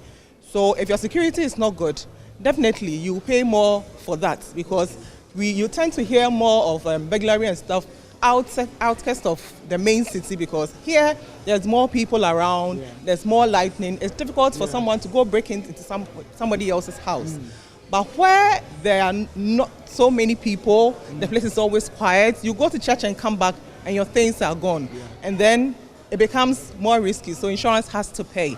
So even in terms of insurance, if you have home insurance, definitely in terms of burglary, if you live outskirts, your premium will be a little higher as compared to somebody probably living in Cantonment or Laboni. Yeah. Interesting perspective. A lot of, the Ghanaian economy especially is reeling under inflation, depreciation of the Ghana cedi. We're talking about, increasing cost of fuel and all of that. How does that affect the real estate, company, Sukasa Properties, for instance? How does that affect the prices of, the houses that we buy? All of these factors, how do they affect the prices? How do they affect the prices of the house that we buy? Invariably, these economic indicators affect every facet of your economic lifestyle. So we as corporate entities also do suffer the repercussions of such downfalls when the economy is not really prevailing very well. When the city is not doing so well with the dollar, you know that we're in an economy where we predominantly do importation of pretty much everything because our production capacity is very low. So as a real estate company equally, we do import materials, right? And therefore, the dollar impact on the cedi depreciation would eventually affect the cost of materials for your production or your property. But the advantage over here with Sukasa Properties here, while we're able to provide affordable housing scheme, irrespective of the economic indicators and the economic trend, is that we do bulk purchases, right? So we can stock on our materials so that the dollar rate right now might not, so negatively affect us over a span of time. You understand what I'm saying? But howbeit, the economic indicators have direct repercussion on how real estate product turn out. So today you might walk into a facility and we say, hey, our property goes for 400,000 cedis, and then maybe the next 6 months you come around and then we say it is 500,000. It's not a scam.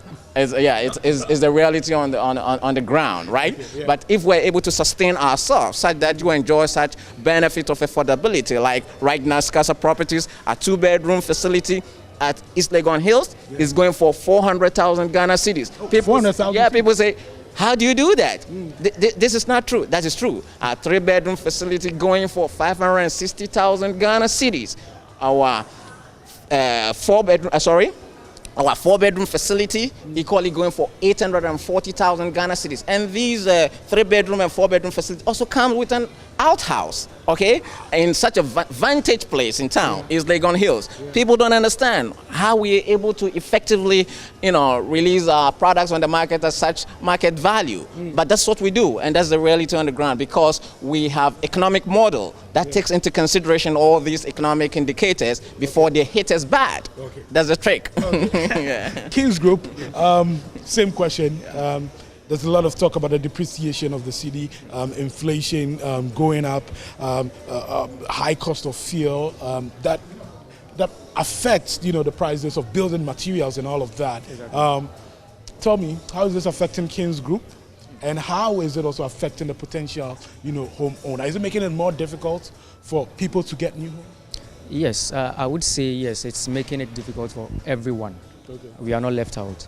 But what we have put in place is that we have put in place payment measures, payment terms that will make it easy for you But at the same time, that will make sure that we are not on the losing side. Okay. Yes, so apart from we engaging in economy of sales in order to make our product less costly, what we also do is that we engage you. That is why we invest a lot in our sales team. Yeah. So we engage you. We don't want you to just walk into our showroom, point at furniture and say, this is what I want. Okay. No, you come into this showroom, you meet one of our sales reps. It takes you through. They find out how much you are willing or able, and then how much you think you can afford for this furniture. And then based on that, we will give you a payment terms. So we don't have a fixed payment term there. Yeah. So people say, oh, what are the payment terms? No, we don't have a fixed payment terms. You come into the showroom, you tell us what you want. Then based on what you want and how you think you can be able to pay for it, we design a payment term to suit you so that you wouldn't feel the pain too much. And at the same time, we wouldn't be on the losing side. Okay. Yes. Okay. That's what Okay. Quality insurance. I'm sure you definitely have some package you're giving to our patrons. You know.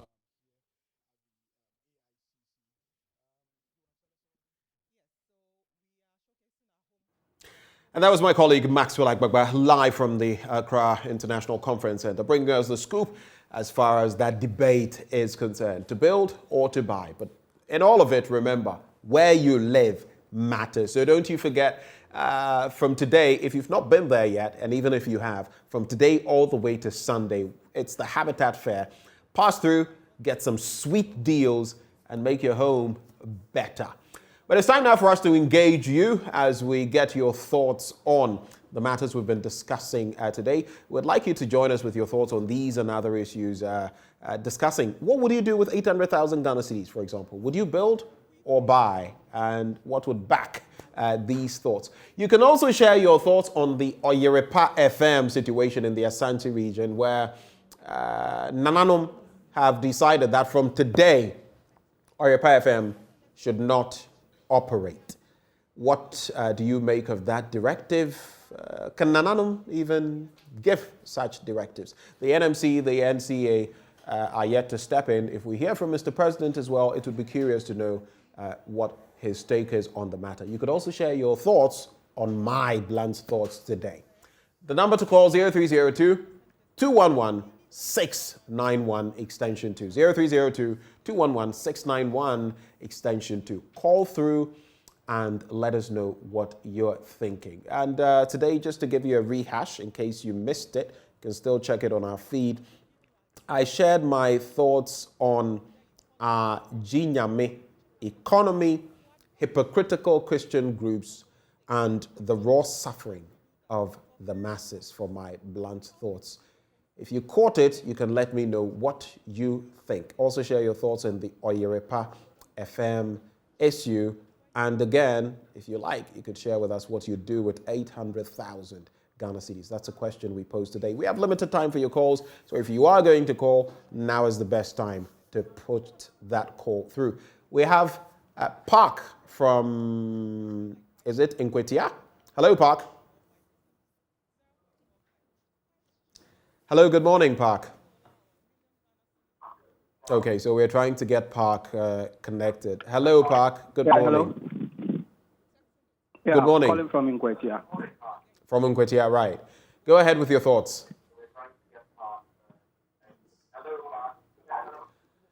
Yeah, Park, hello, don't listen to me on your TV. Focus on your phone. There will be feedback. I would like to speak about the Nananom and Oyerepa. Go ahead. So I really think that they are not being fair to the Oyerepa media. Okay. And look, they need to listen to them. And we are talking about democracy.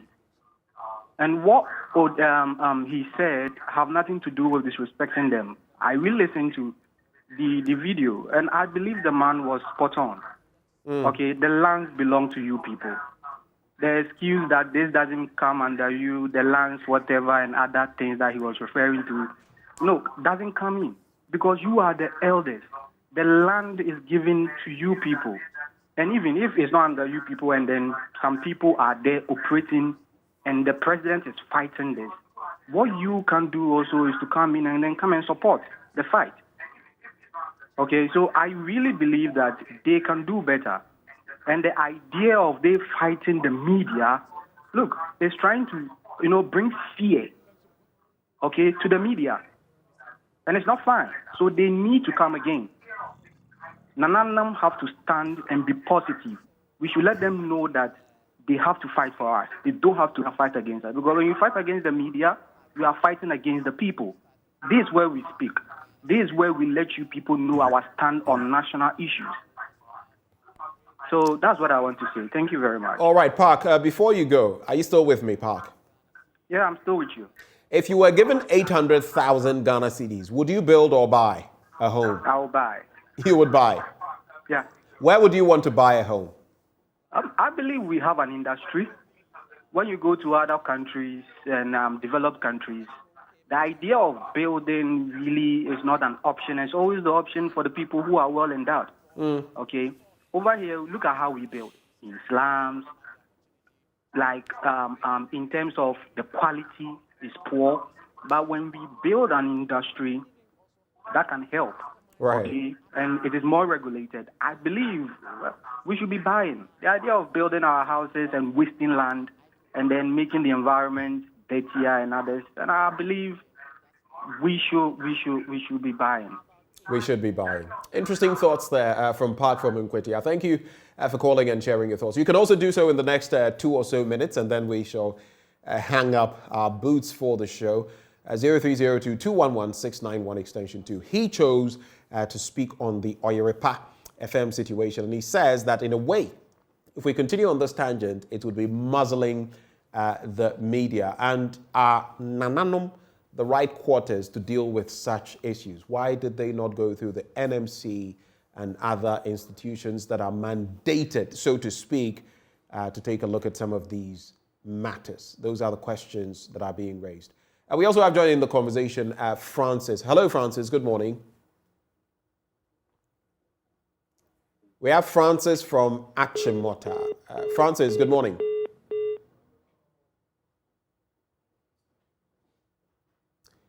It appears we may have lost Francis.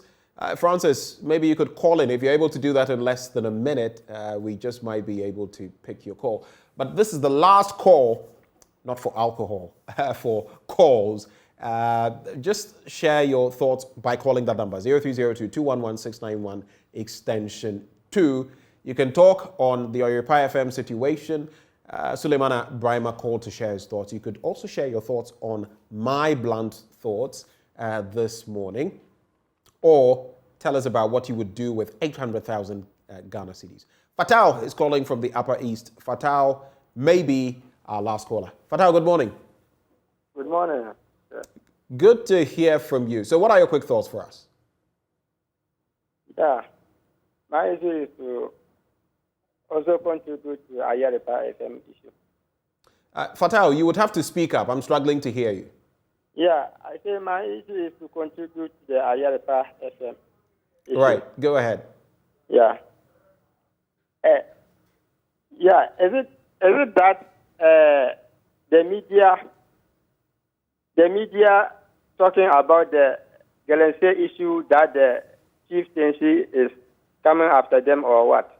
No, they are saying that in talking about it, aspersions were cast at Nananum. Basically, they were insulted. That is what they are saying. But if like the media this thing are being settled down in this issue, but we don't have any media to talk about any big issue like this. So my proposal is to take the chieftaincy so that they will give advice to media to comport themselves and be this thing. Right. Than to start the media down. Okay. So if like these days, if any media will to talk or to contribute to any big issue and they are being shut down, there will be this thing. What do you call it? Media censorship? Yes. Okay. Yes. So they should leave freedom of speech in media this time. Fatal, thank you very much for calling all the way from the Upper West region. Basically what he's saying is, look, you can't go around shutting down media entities because of some, errors, so to speak. Invite them, have some discourse with them and settle the matter. But shutting them down is not the way to go. Well, this conversation will continue, and we'll see what happens to Oyiripa FM from today. But they've had to shut down on the back of calls by Nananum, though they went to apologize. My name is Benjamin Akakpo. It's been a real pleasure being with you this morning, but you can expect even more of our content on this platform. JoyNews Desk is up next. Do stay.